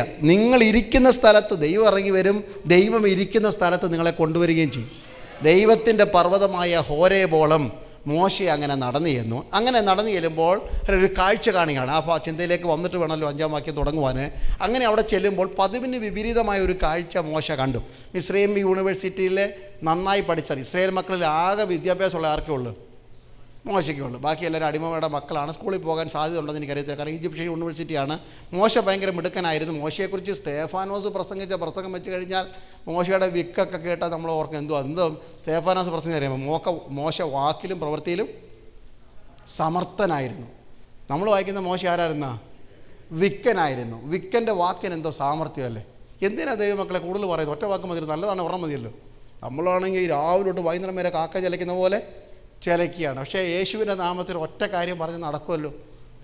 വാക്കിന് സാമർത്ഥ്യം വാക്കിൻ്റെ പെരുപ്പത്തിലല്ല, വാക്കിന്മേലുള്ള അധികാരത്തിലാണ്. ഹല്ലേലൂയ. ഈ കൊച്ചി ഇറങ്ങോട്ട് രാവിലെ തൊട്ട് വൈകുന്നേരം വരെ പറഞ്ഞിട്ടും ഇവൻ്റെ തലയിലോട്ടൊന്നും കയറുന്നില്ലല്ലോ. ഒറ്റ വാക്ക് ആത്മാവിൽ പറഞ്ഞാട്ടെ, യേശുവിൻ്റെ നാമത്തിൽ പോ പിശാച് എന്ന് പറഞ്ഞാൽ അവനോട് കേൾക്കുകയല്ല കേട്ടോ. പിന്നെ ചെറുക്കൻ പിന്നെ നേരെ വീട്ടിൽ കയറത്തില്ല. അതുകൊണ്ട് അതല്ല പറഞ്ഞു വരുന്നത്. അല്ല, അവൻ്റെ മേൽ വ്യാപരിക്കുന്ന ദുരാത്മാവിനെ ശാസിക്കണം. Praise God. അധികാരത്തിൻ്റെ ഒരു വാക്ക് പറഞ്ഞാൽ മതിയെന്ന് കാണുന്നവർക്കത് വിക്കുള്ള വാക്കായിട്ട്, അതിനകത്ത് പ്രാസമൊന്നും കാണത്തില്ല, അതിനകത്ത് ഫ്ലുവൻസി ഒന്നും കാണത്തില്ല. പക്ഷേ ഞാനിവിടെ കിടന്നിട്ട് 1.5 മണിക്കൂർ പ്രസംഗിക്കുന്നതിനേക്കാൾ കരുത്ത മുറിയട്ടെന്ന് പറഞ്ഞാൽ മോശയുടെ വാക്കിന് ചെങ്കടൽ മുറിയും. ഹല്ലേലൂയ. കാരണം വിക്കൻ്റെ നാക്ക്, അത് പിന്നീട് നമുക്ക് വിശദീകരിക്കാം. ആ നാക്കിനകത്തുള്ള അധികാരം. മോശ വാക്കിലും പ്രവൃത്തിയിലും സമർത്ഥനായിരുന്നു. Praise God. ഇസ്രായേലിലെ സകല വിദ്യയും സകലം എന്നുള്ള വാക്കിനകത്ത് അല്ലെങ്കിൽ ഇനിയും ആ യൂണിവേഴ്സിറ്റിയിൽ മോശയ്ക്ക് നേടിയെടുക്കാൻ ഒരു ഡിഗ്രി 40 വയസ്സിനുള്ളിൽ എന്തെല്ലാം അടുത്ത രാജകുമാരനായി വാഴേണ്ടതിന് എന്തെല്ലാം ട്രെയിനിങ്. ഞാനിവിടെ ഇടയ്ക്ക് കണ്ടായിരുന്നു. നമ്മളൊക്കെ ഒരു പഴം എങ്ങനെ കഴിക്കുന്നത്? How you eat A banana? നിങ്ങളെങ്ങനെ ഒരു പഴം കഴിക്കുന്നത്? പഴം എടുത്തിട്ട് അത് പൊളിച്ച് തിന്നും. പക്ഷേ ഇന്നാളെ ആണ്ട് പറഞ്ഞിട്ട് രാജാക്കന്മാരൊക്കെ 1.5 മണിക്കൂർ എടുത്ത ഒരു ബനാന നമ്മൾ ഒരു കലപ്പടം തിന്നും ആ നേരം കൊണ്ട്. കാരണം അവർക്കൊരു സിസ്റ്റം ഉണ്ട്. അതെങ്ങനെ മുറിക്കണം, എവിടെ നിന്ന് കട്ട് ചെയ്ത് തുടങ്ങണം, എവിടെ പീൽ ചെയ്യണം, ഏത് നൈഫ് ഉപയോഗിക്കണം, ഇതൊക്കെ കൊച്ചിലെ തൊട്ട് രാജാക്കന്മാർക്ക് ട്രെയിനിങ് ആണ്. നമുക്ക് അത്രയും ഉള്ളതൊന്നുമില്ല. നമുക്കൊരു പഴം കിട്ടി അന്നേരം വിഴുങ്ങണം. ഇത്രയേ ഉള്ളൂ നമ്മുടെ സ്വപ്നം. ഇവിടെ മോശ സകല വിദ്യയും ട്രെയിൻ ചെയ്ത് എങ്ങനെ കഴിക്കണം, എവിടെ ഇരിക്കണം, എവിടെ നിൽക്കണം, എവിടെ നടക്കണം, ഒരടിക്ക് ഒരാളെ എങ്ങനെ കൊല്ലണം. Praise God. ഒരടിക്ക് ഒരാളെ പാമ്പിനെ തല്ലിച്ചതയ്ക്കുന്നുള്ളത് അടിക്കാനൊന്നും നേരമില്ല ആർക്കാ. അതുകൊണ്ടാണ് ഒറ്റയടിക്കൊരു മിസ്രൈമിനെ കൊന്നത്. ഒരടിക്കൊരാളെ കൊല്ലാനൊക്കെ മോശയ്ക്ക് അറിയാൻ പറ്റും. നിങ്ങൾക്കറിയാം, കാരണം അന്നത്തെ കാലം കൺഷോട്ടൊന്നും അല്ലല്ലോ. ഇതൊക്കെ അറിയാവുന്ന സകല വിദ്യയും പഠിച്ച മോശയാണ് ഇപ്പോൾ തൻ്റെ യൂണിവേഴ്സിറ്റികളും ഡിഗ്രിയും തരാത്തൊരു കാഴ്ച കണ്ടപ്പോൾ അതിശയിച്ചു പോയി. എന്തായിരുന്നു താൻ കണ്ടത്? താൻ ആടും മേയിച്ച് മിസ്രൈമിൽ ആടും മേയിച്ചുകൊണ്ട് മിദ്യാനിൽ ആടും മേയിച്ചുകൊണ്ട് വരുമ്പോൾ ഒരു കാഴ്ച കാണുന്നു. 3-ാം വാക്യത്തിൽ 4-ാം വാക്യത്തിൽ പെട്ടെന്ന് ഒരു മുൾപ്പടർപ്പ് കത്തുന്നു. Praise God. അതൊരു സാധാരണ കാഴ്ചയാണ്. കാരണം ആട്ടിടയന്മാർക്ക് ഇതൊരു സാധാരണ കാഴ്ചയാണ്. പർവ്വതത്തിൽ കാട്ടുമുളകളും അല്ലെങ്കിൽ ഇല്ലികളും തമ്മിൽ കൂട്ടി ഒരഞ്ഞിട്ട് കാട്ടുതീ, അല്ലെങ്കിൽ ഒരു വൈൽഡ് ഫയർ എന്ന് പറയുന്ന ഒരു സാധാരണ കാഴ്ചയാണ്. അത് ശ്രദ്ധിക്കേണ്ട കാര്യമൊന്നുമില്ല. അവിടെ തീ കണ്ടെങ്കിൽ ഇപ്പുറത്തോടെ മാറിപ്പോകുക എന്നുള്ളതാണ് സാധാരണ കാഴ്ച. ഇതൊന്നും കാണുന്നതാണ്. കഴിഞ്ഞ 40 വർഷമായിട്ട് മോശ മിദ്യാൻ മരുഭൂമിയിൽ സ്ഥിരം കാണുന്നൊരു കാഴ്ചയാണ് അല്ലെങ്കിൽ കാടുകൾക്ക് തീ പിടിക്കുന്നത്. പക്ഷേ ഇവിടെ നിന്നുകൊണ്ട് മോശ പറയുന്നു, ഈ വലിയ കാഴ്ച എന്ത്? ഇങ്ങനെ പറയണമെങ്കിൽ അവിടെ ഒരു സംഭവം പറയുന്നുണ്ട്. മുൾപ്പടർപ്പ് കത്തുന്നുണ്ടെങ്കിലും വെന്തു പോകുന്നില്ല. ഇതാ ദൈവം കത്തിക്കുന്ന തീയും ഈ ലോകത്തിൻ്റെ പ്രമാണം നമ്മൾ വ്യത്യാസം. കഷ്ടതയുടെ കഠിന ശോധനയിൽ കൂടെ കടന്നു പോകുമ്പോൾ അവസാനിച്ചു എന്ന് പറയുന്നത് ലോകം. ഹല്ലേലൂയ. വീണ്ടും നിങ്ങൾക്ക് തിളക്കം കൂടുന്നെങ്കിൽ ഇത് ദൈവം കത്തിച്ച തീയാണ്. എൻ്റെ വേദന ദൈവം തന്നതാണെന്ന് തിരിച്ചറിയുന്നത് ഹല്ലേലൂയ ദൈവം കത്തിക്കുമ്പോഴാണ്. ദൈവത്തിൻ്റെ കരസ്പർശനം ഉള്ളത് കൊണ്ടാണ് ഞാൻ ഈ കഷ്ടത്തിലും പിടിച്ചു നിന്നത്. ഹല്ലേലൂയ. എഴുന്നേറ്റൊരു സാക്ഷ്യം പറയാൻ പറഞ്ഞ് ഇന്ന് പകൽക്കാല സാക്ഷ്യത്തിന് വേണ്ടി സമയം മാറ്റിവെച്ചാൽ ഇവിടെ ഇരിക്കുന്ന ഒരു ഹല്ലേലൂയ 90% ആൾക്കാരും ഒരു പാട്ടെങ്കിലും പാടി സാക്ഷ്യം പറയും ഇന്നലകളിൽ ദൈവം നടത്തിയ വഴികൾ. ശോധനയുടെ അല്ലെങ്കിൽ താഴ്വരകൾ, നിരാശയുടെ താഴ്വരകൾ, വേദനയുടെ താഴ്വരകൾ, അതൊക്കെ പിന്നത്തേതിൽ ഞങ്ങൾക്ക് മനസ്സിലായി ഇതൊക്കെ നന്മയ്ക്കായിരുന്നുവെന്ന്. അന്ന് ഞങ്ങൾ ഭയപ്പെട്ടു പോയി, അന്ന് ഞാൻ പേടിച്ചു പോയി, നാളെ നേരം വെളുപ്പിക്കുമെന്ന് ഓർത്ത ദിവസങ്ങളുണ്ടായിരുന്നു, കടുത്ത ഭാരങ്ങളുണ്ടായിരുന്നു. പക്ഷേ ഇതൊക്കെ പിന്നത്തേതിൽ ദൈവത്തിൻ്റെ വഴികളായിരുന്നുവെന്ന് തിരിച്ചറിയുവാൻ, കാരണം ഇത് ദൈവം കത്തിച്ച തീ ആയതുകൊണ്ടാണ് നിങ്ങൾ വെന്തു പോകാത്തത്. ഇന്നുള്ള ശോധനയെക്കുറിച്ചും അങ്ങനെ ഒരു കാഴ്ചപ്പാട് വന്നാൽ എത്ര പേർക്ക് ആത്മസന്തോഷം ഉണ്ടാകും? ഇന്നത്തെ എൻ്റെ വേദന ദൈവത്തിൻ്റെ കരസ്പർശനമുള്ളതാണ്. ദൈവം കത്തിച്ച തീയാണിത്. ഈ രോഗത്തിൻ്റെ പിന്നിൽ ദൈവത്തിൻ്റെ കരം ചലിക്കുന്നുണ്ട്. ഈ കണ്ണുനീരിൻ്റെ പിന്നിൽ ദൈവത്തിൻ്റെ കയ്യൊപ്പുണ്ട്. ഈ പ്രതിസന്ധിയുടെ നടുവിൽ ദൈവത്തിൻ്റെ ഇടപെടലുകളുണ്ട് എന്ന് തിരിച്ചറിഞ്ഞാൽ ഹല്ലേലൂയ എൻ്റെ മുള്ളും ഒരു ദിവസം ശോഭയുള്ളതായി മാറും. ഇന്നത്തെ മുൾപ്പടർപ്പിനെ കത്തിച്ച് ശോഭയുള്ളതാക്കി മാറ്റുവാൻ കഴിവുള്ള ദൈവത്തിൻ്റെ ഇടപെടലുകൾക്കായി ഞങ്ങൾ നന്ദിയോടെ കർത്താവിന് സ്തോത്രം ചെയ്യുന്നു. നന്ദിയോടെ എത്ര പേർ കർത്താവിന് സ്തോത്രം ചെയ്യും? ഹല്ലേലൂയ. എൻ്റെ ഇന്നത്തെ വേദന, എൻ്റെ ഇന്നത്തെ ഭാരങ്ങളൊക്കെ ദൈവത്തിൻ്റെ ഇടപെടലുകളാണ്. Praise God. മോശയ്ക്ക് ഒരു കാര്യം മനസ്സിലായി, കർത്താവ് കൊള്ളാല ഈ സാധനം, മുള്ളിന് ഇത്രയും ശോഭയും, ഇത് കത്തി. സാധാരണ ഞാൻ പഠിച്ച യൂണിവേഴ്സിറ്റിയിൽ everything fall into the fire will turn into ashes. തീക്കകത്ത് എന്തോ വീണാലും അത് ചാരമാകുമെന്നാണ് ഞാൻ പഠിച്ചു വെച്ചിരിക്കുന്ന കെമിസ്ട്രി. പക്ഷേ ഇവിടെ കാണുന്നൊരു ഡിഫറൻറ്റ് കെമിസ്ട്രി. ഹല്ലേലൂയ. തീ വീഴും, അതിൻ്റെ നിറം കൂടും. ഹല്ലേലൂയ. അതുകൊണ്ടല്ലേ യോബൊക്കെ പറഞ്ഞത്, അവനെന്നെ ശോധന ചെയ്താൽ ഞാൻ എങ്ങനെ പുറത്ത് വരും? പൊന്നുപോലെ പുറത്ത് വരും. ഹല്ലേലൂയ. ഈ ശോധനകൾ കൊണ്ട് ആകെ ഉണ്ടാകുന്ന ഗുണം, എൻ്റെ മേലുള്ള കീടങ്ങൾ മാറിപ്പോകും, എൻ്റെ മേലുള്ള ഹല്ലേലൂയ അഴുക്ക് മാറിപ്പോകും. ഈ ശുദ്ധീകരണം എന്നൊക്കെ പറയുന്നത് വളരെയാണ്. ദൈവമക്കൾ, തീക്കകത്തല്ലാതെ ഒരു ശുദ്ധീകരണം നടക്കത്തില്ല. അതിനാണ് അഗ്നിശോധന എന്ന് പറയുന്നത്. നമുക്ക് ഇഷ്ടമൊന്നുമല്ല. ഇന്നും രാവിലെ എഴുന്നേറ്റ് പ്രാർത്ഥിക്കും, കർത്താവ് ഇന്ന് പകൽക്കാലം ഞങ്ങളെ എങ്ങനെ നടത്തണം? എനിക്ക് കേട്ടോ നിങ്ങളുടെ ആ പ്രാർത്ഥനയ്ക്കകത്ത് ഈ വാക്കുണ്ടോ എന്നറിയാൻ വേണ്ടി ഞാൻ ചോദിച്ചത്. ഇന്ന് രാവിലെ ഞങ്ങളെ ആരോ അത് പറഞ്ഞില്ല, എങ്ങനെ നടത്തണം? ജയത്തോടെ. പരീക്ഷയ്ക്ക് പോകാത്തവരെന്തിനാണ് ജയത്തിന് വേണ്ടി പ്രാർത്ഥിക്കുന്നത്? അപ്പം ഒരാൾ ജയത്തിന് വേണ്ടി പ്രാർത്ഥിച്ചാൽ എന്തിൽ ജയമാണെന്നാണ് പറഞ്ഞത്? യുദ്ധത്തിൽ. അപ്പം നമുക്ക് യുദ്ധം വേണ്ട, പക്ഷെ എന്തോ വേണം എന്ന് പറഞ്ഞാൽ തട്ടിപ്പും വെട്ടിപ്പും നടത്തണമെന്നാണ് പറഞ്ഞതിൻ്റെ അർത്ഥം. ഒരു പരീക്ഷ എഴുതാതെ എനിക്ക് മാർക്ക് കിട്ടണമെന്ന്. അതാണ് നിങ്ങൾക്ക് വേണ്ടത്. കർത്താവേ, ഇന്ന് പകൽക്കാലം ഞങ്ങളെ ജയത്തോടെ നടത്തണം എന്ന് പറഞ്ഞാൽ we go through all the conflicts but you will lead us into triumph. നീ ഞങ്ങളെ എല്ലാ പ്രതിസന്ധിയിലും കടത്തിവിടും, അവിടെ ജയോത്സവമായി നടത്തും. ഇന്ന് പകൽക്കാലം ഹല്ലേലൂയ. എവിടെങ്കിലും നിങ്ങൾക്ക് ജയം വേണോ?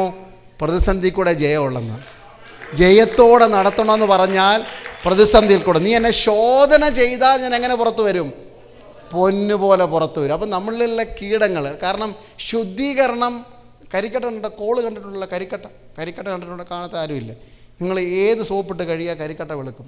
ആ സോപ്പെന്ന് പറഞ്ഞാൽ എനിക്കൊന്ന് വാങ്ങിക്കാനായിരുന്നു. ഒരു കരിക്കട്ട എടുത്തിട്ട് രാവിലെ തൊട്ട് വൈകുന്നേരം വരെ എല്ലാം സോപ്പിട്ട് എന്തൊക്കെയല്ല, ഡിഷ് വാഷർ ഇടണോ അതോ ഡിറ്റർജൻറ്റ് മാറി ഇടണോ, ഡ്രൈ ക്ലീനിങ് കൊടുത്താലും ഒരു കരിക്കട്ട എന്ത് ചെയ്യത്തില്ല? പറഞ്ഞാട്ടെ, തേച്ച് കൈയുടെ ഇടപാട് തീർത്തില്ല. പക്ഷേ ചുമ്മാ അതുകൊണ്ട് തീക്കകത്ത് കൊണ്ടിട്ട് അതിൻ്റെ നിറം അങ്ങ് മാറും. Exactly what's happening. ഏത് കരിക്കട്ട നിങ്ങൾ എത്ര കഴിയാലും എന്ത് ചെയ്യത്തില്ല? രാവിലെ തൊട്ട് വൈകുന്നേരം വരെ പാസ്റ്റർ പ്രസംഗിച്ച് തലയൊക്കെ വെച്ച് അരി ആട്ടുന്ന പോലെ തലയാട്ടിയാലും ചിലപ്പോൾ ഒന്നും മാറത്തില്ല. ദൈവമക്കളെ, അതിനെ ശോധനയ്ക്ക് കരിക്കട്ട തീക്കകത്തിട്ടാൽ സ്വർണ്ണ നിറവായിട്ട് മാറും. നിങ്ങൾക്കത് വിശ്വസിക്കാൻ പറ്റുമോ? ഈ ശോധനകളൊക്കെ നമ്മളെ പൊന്നുപോലെ ആക്കാനാണ്. നമ്മുടെ നിറം മാറ്റുന്ന, ഗുണം മാറ്റുന്ന, മണം മാറ്റുന്ന, രുചി മാറ്റുന്ന, വില മാറ്റുന്ന, നമ്മളെ നമ്മളല്ലാതാക്കി മാറ്റുന്ന, ദൈവത്തിൻ്റെ സ്വപ്നത്തിലെ വ്യക്തികളാക്കി മാറ്റുന്ന ദൈവത്തിൻ്റെ പദ്ധതികളാണ് തിരിച്ചറിയണം. അങ്ങനെ നമ്മുടെ attitude towards the affliction will change the entire concept of our Christianity. നമ്മുടെ ക്രിസ്ത്യ ജീവിതത്തിൻ്റെ ആകെ കാഴ്ചപ്പാട് മാറ്റുന്നത് കഷ്ടതയിൽ കൂടെ ദൈവം എന്നെ പൊന്നുപോലെ പുറത്തെടുക്കുക എന്നുള്ളതാണ്. ആ മനോഭാവത്തിലേക്ക് ഇന്ന് രാവിലെ വന്നോട്ടെ. അപ്പോൾ ആ വേദനയ്ക്കൊക്കെ ഒരു സ്തോത്രം പറയാൻ തുടങ്ങും. ഹല്ലേലൂയ, സ്തോത്രം.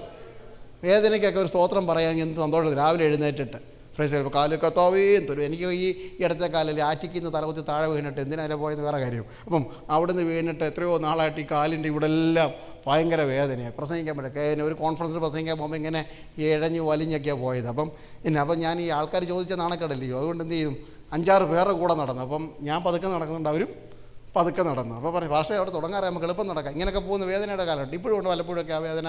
കാല് ചിലപ്പോൾ മടക്കാൻ പറ്റത്തില്ല, തറയിരിക്കാൻ പറ്റത്തില്ല. പക്ഷേ ഒരു ദിവസം ദൈവരോട് പറഞ്ഞ്, ഇന്ന് എത്രയോ പേർക്ക് കാലില്ല, നിനക്ക് ഈ വയ്യാങ്കിലൊരു കാലെങ്കിലും സ്തോത്രം പറഞ്ഞാട്ടെ. സ്തോത്രം. കാലില്ലാത്തവരുടെ സ്ഥാനത്തൊരു കാലെങ്കിലും ഉണ്ടല്ലോ.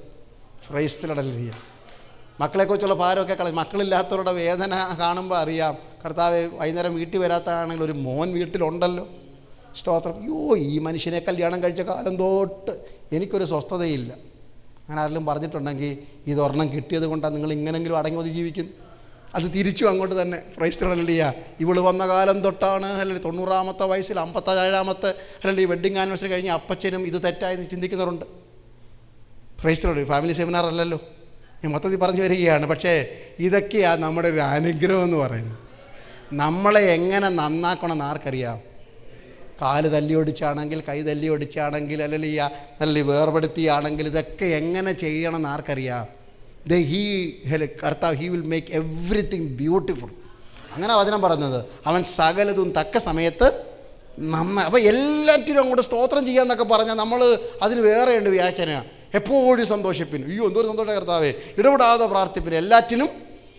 എല്ലാറ്റിനും എന്ന് പറഞ്ഞ ഉടനെ നമ്മുടെ കുറേ ലിസ്റ്റുണ്ട്, അതിന് മാത്രമേ ഉള്ളൂ. വീട്ടിലോട്ട് നോക്കി സ്തോത്രം, കാറിലോട്ട് അതിൻ്റെ ബാക്കി വേണം എഴുതി വെക്കാം, ഗോഡ്സ് ഗിഫ്റ്റ് എഴുതി വെക്കാം, സ്തോത്രം, പിന്നെ എല്ലാം. പക്ഷേ വേറെ എന്തെങ്കിലും പ്രശ്നം വന്നാൽ ഈ എല്ലാറ്റിനും എന്നുള്ളതിന് വേറെ അർത്ഥമല്ല. എല്ലാറ്റിനും എന്ന് പറഞ്ഞാൽ യേശുവിനല്ലേ ഉദാഹരണം.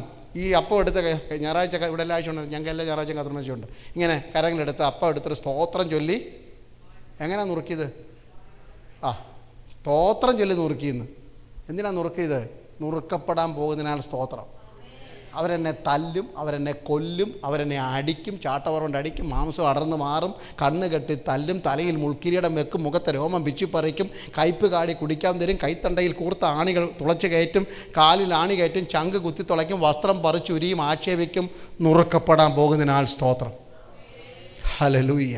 സ്തോത്രം പാടിയ ശേഷം ഒലിവുമലയ്ക്ക് പോയത്. സ്തോത്രം പാടിയ ശേഷമാണ് ഒലിവുമലയ്ക്ക് പോയത്. കാരണം രക്തം വിയർപ്പാകുന്നെങ്കിൽ അതിനും സ്തോത്രം കർത്താവേ. ഹല്ലേലൂയ.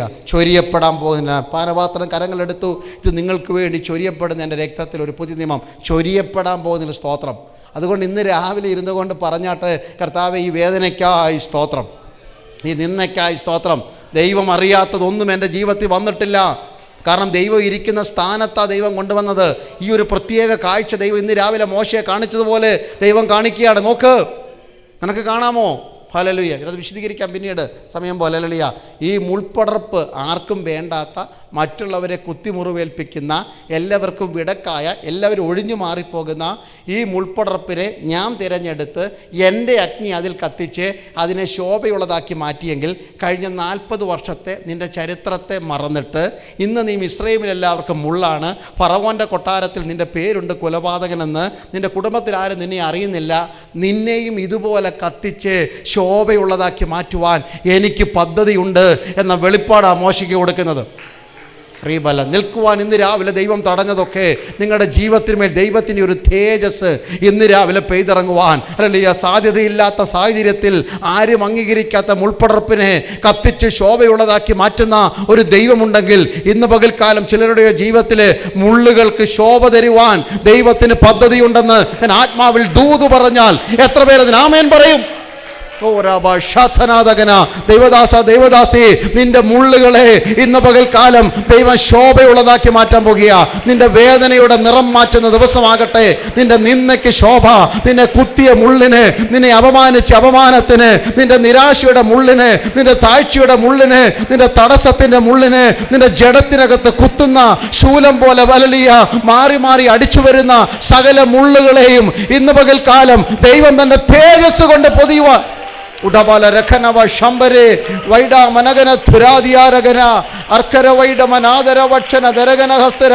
ആത്മാവിൽ കർത്താവിനെ സ്തുതിച്ച് യേശുവിൻ്റെ നാമത്തിലുള്ള ഒരു തേജസ് ഇന്ന് പകൽക്കാലം വ്യക്തിപരമായി ഉടബലരഘനബലം ധരവൈ ശമനധരവൈഡല അർക്കരവൈഡവനസ്തരജാരകനം ധരജാന ഉഡാരബാലഹധരജാരകന തുരവേദി ഉഡാരമനമ ശമനാരഘടനത്യാരകന. ദൈവത്തിൻ്റെ തേജസ്, ദൈവത്തിൻ്റെ തേജസ്. ഇന്ന് പകൽക്കാലം ചില മുള്ളു സമാനമായ വിഷയങ്ങളുടെ മേൽ ദൈവത്തിൻ്റെ തേജസ് ഇറങ്ങുന്നു. കാരണം ആർക്കും അടുത്ത് വരാൻ കഴിയത്തില്ല. ആ മുള്ളിൻ്റെ അടുക്കൽ വന്നാൽ മുറിവേൽക്കുമെന്ന്. ഇപ്പോഴത്തെ നിൻ്റെ സാഹചര്യത്തിൽ പലരും എഴുതി വെച്ച പ്രമാണമാണ്, I cannot go near to them. ഞങ്ങൾക്ക് അങ്ങോട്ട് പോകാൻ പറ്റത്തില്ല. We don't like to visit that house. അവർ കൂടുന്ന പ്രയാസങ്ങളാണ്. ഞങ്ങളിവിടെ നിന്നെ പോയി ഇനി അതിനകത്ത് ഞങ്ങളും അതിനകത്ത് പെടുന്നത്. നിൻ്റെ ആവശ്യങ്ങളുടെ മുമ്പാകെ പലരും കണ്ണടച്ച് മാറും. വെറുതെ എന്തിനാ അതിനകത്ത് പോയി തലയിടുന്നത്? പക്ഷേ സ്വർഗം പറയുന്നു, എല്ലാവരുടെയും കൂട്ടി എനിക്ക് പോകാൻ പറ്റത്തില്ല. എല്ലാവരും നിന്നെ തഴഞ്ഞെങ്കിൽ ഞാൻ ഇന്ന് പകൽ അവിടെ തേജസ് കൊണ്ട് പൊതിയാൻ പോകുകയാണ്. ദൈവത്തിൻ്റെ തേജസ്, ദൈവത്തിൻ്റെ തേജസ്. ഇന്ന് പകൽക്കാലം ദ ഗ്ലോറി, ദ കാബോത്ത് glory, hallelujah, the tangible presence of the lord ആരുടെയൊക്കെ ശിരസിന്മേൽ ഇന്ന് പകൽക്കാലം ദൈവം ആകാശം ചായച്ചിറങ്ങിയ ചില മുൾപ്പടർപ്പ് പോലെ നിങ്ങളുടെ ജീവിതങ്ങളിൽ പടർന്നു കയറിയിരിക്കുന്ന പ്രതിസന്ധികളുടെ മേൽ, നിൻ്റെ ആവശ്യങ്ങളുടെ കൂമ്പാരത്തിൻ്റെ മേൽ ആർക്കും സഹായിപ്പാൻ കഴിയാതെ എല്ലാവരും മാറി നിൽക്കുന്ന നിൻ്റെ ഈ ഹല്ലേലൂയ വല്ലായ്മയുടെ മേൽ ഇന്ന് പകൽക്കാലം ദൈവത്തിൻ്റെ ഒരു തേജസ് പെയ്തിറങ്ങുന്നത് സ്വപ്നം കണ്ട് എത്ര പേർ ആത്മാവിൽ പ്രാർത്ഥിച്ചു തുടങ്ങും? യേശുവിൻ്റെ നാമത്തിൽ അത് ഞാൻ കാണുന്നു. ഹല്ലേലൂയ. ഇരുന്ന ഓരോരുത്തരുടെ മേലും ഹല്ലേലൂയ അഗ്നി നാവുകൾ പതിഞ്ഞതുപോലെ പെന്തിക്കോസ്ത് നാളിലെ ആ 120 പേർ ഇടിച്ച് ഒതുങ്ങിയിരുന്ന മാളിക മുറിക്കകത്ത് ആകാശം കീറി ദൈവത്തിൻ്റെ വാഗ്ദത്തത്തിൻ്റെ പരിശുദ്ധാത്മാവ് അഗ്നി പോലെ ഇറങ്ങി വന്ന് ഓരോരുത്തരുടെ മേൽ പതിഞ്ഞതുപോലെ ഇന്നിവിടെ ഇരിക്കുന്ന 30, 20, 40 പേരുടെ ഓരോരുത്തരുടെ മേൽ പ്രായം നോക്കാതെ, നിങ്ങളുടെ ആരോഗ്യം നോക്കാതെ, നിങ്ങളുടെ സാഹചര്യം നോക്കാതെ, ഭാര്യയോ ഭർത്താവെന്നോ നോക്കാതെ, കുടുംബത്തിൻ്റെ പേര് നോക്കാതെ ഓരോരുത്തരുടെ മേൽ, അത് പത്രോസ് ആയാലും അന്ത്രോസാണെങ്കിലും യാക്കോബാണെങ്കിലും സക്കായി ആണെങ്കിലും മറിയാണെങ്കിലും മാർത്തയാണെങ്കിലും പേരെന്തുമായിക്കൊള്ളട്ടെ, ഓരോരുത്തൻ്റെ മേൽ ഇന്ന് പകൽക്കാലം ദൈവത്തിൻ്റെ തേജസ് ഇറങ്ങിയാണ്. ആത്മാവിൽ പ്രാർത്ഥിച്ചു തുടങ്ങിക്കോ. ഹല്ലേലൂയ. പ്രസംഗത്തിന് വേണ്ടി കൊതിക്കണ്ട. ഇന്ന് പകൽക്കാലം ഒരു നിറവിന് വേണ്ടി എത്ര പേർ കൊതിക്കുന്നു? ദൈവത്തിൻ്റെ തേജസ് ഇന്ന് പകൽ എൻ്റെ മേൽ പെയ്തിറങ്ങട്ടെ. എങ്ങനെ old cry to the Lord, let the glory of the Lord, let the power of the God, let the power of the Lord come upon me. Hallelujah. എൻ്റെ മേൽ ഇന്ന് ഇതുവരെ പറയാത്തൊരു ഭാഷ, ഇതുവരെ പാടാത്തൊരു പാട്ട്, ഇതുവരെ പറയാത്തൊരു ദൂത് എൻ്റെ ആദരത്തിൽ കൂടെ പുറത്തു വരേണ്ടതിന് ഇന്ന് പകൽ അത് കൊതിയോടെ ഈ മുള്ളിൻ്റെ മേൽ ദൈവത്തിൻ്റെ തേജസ് ഇറങ്ങട്ടെ.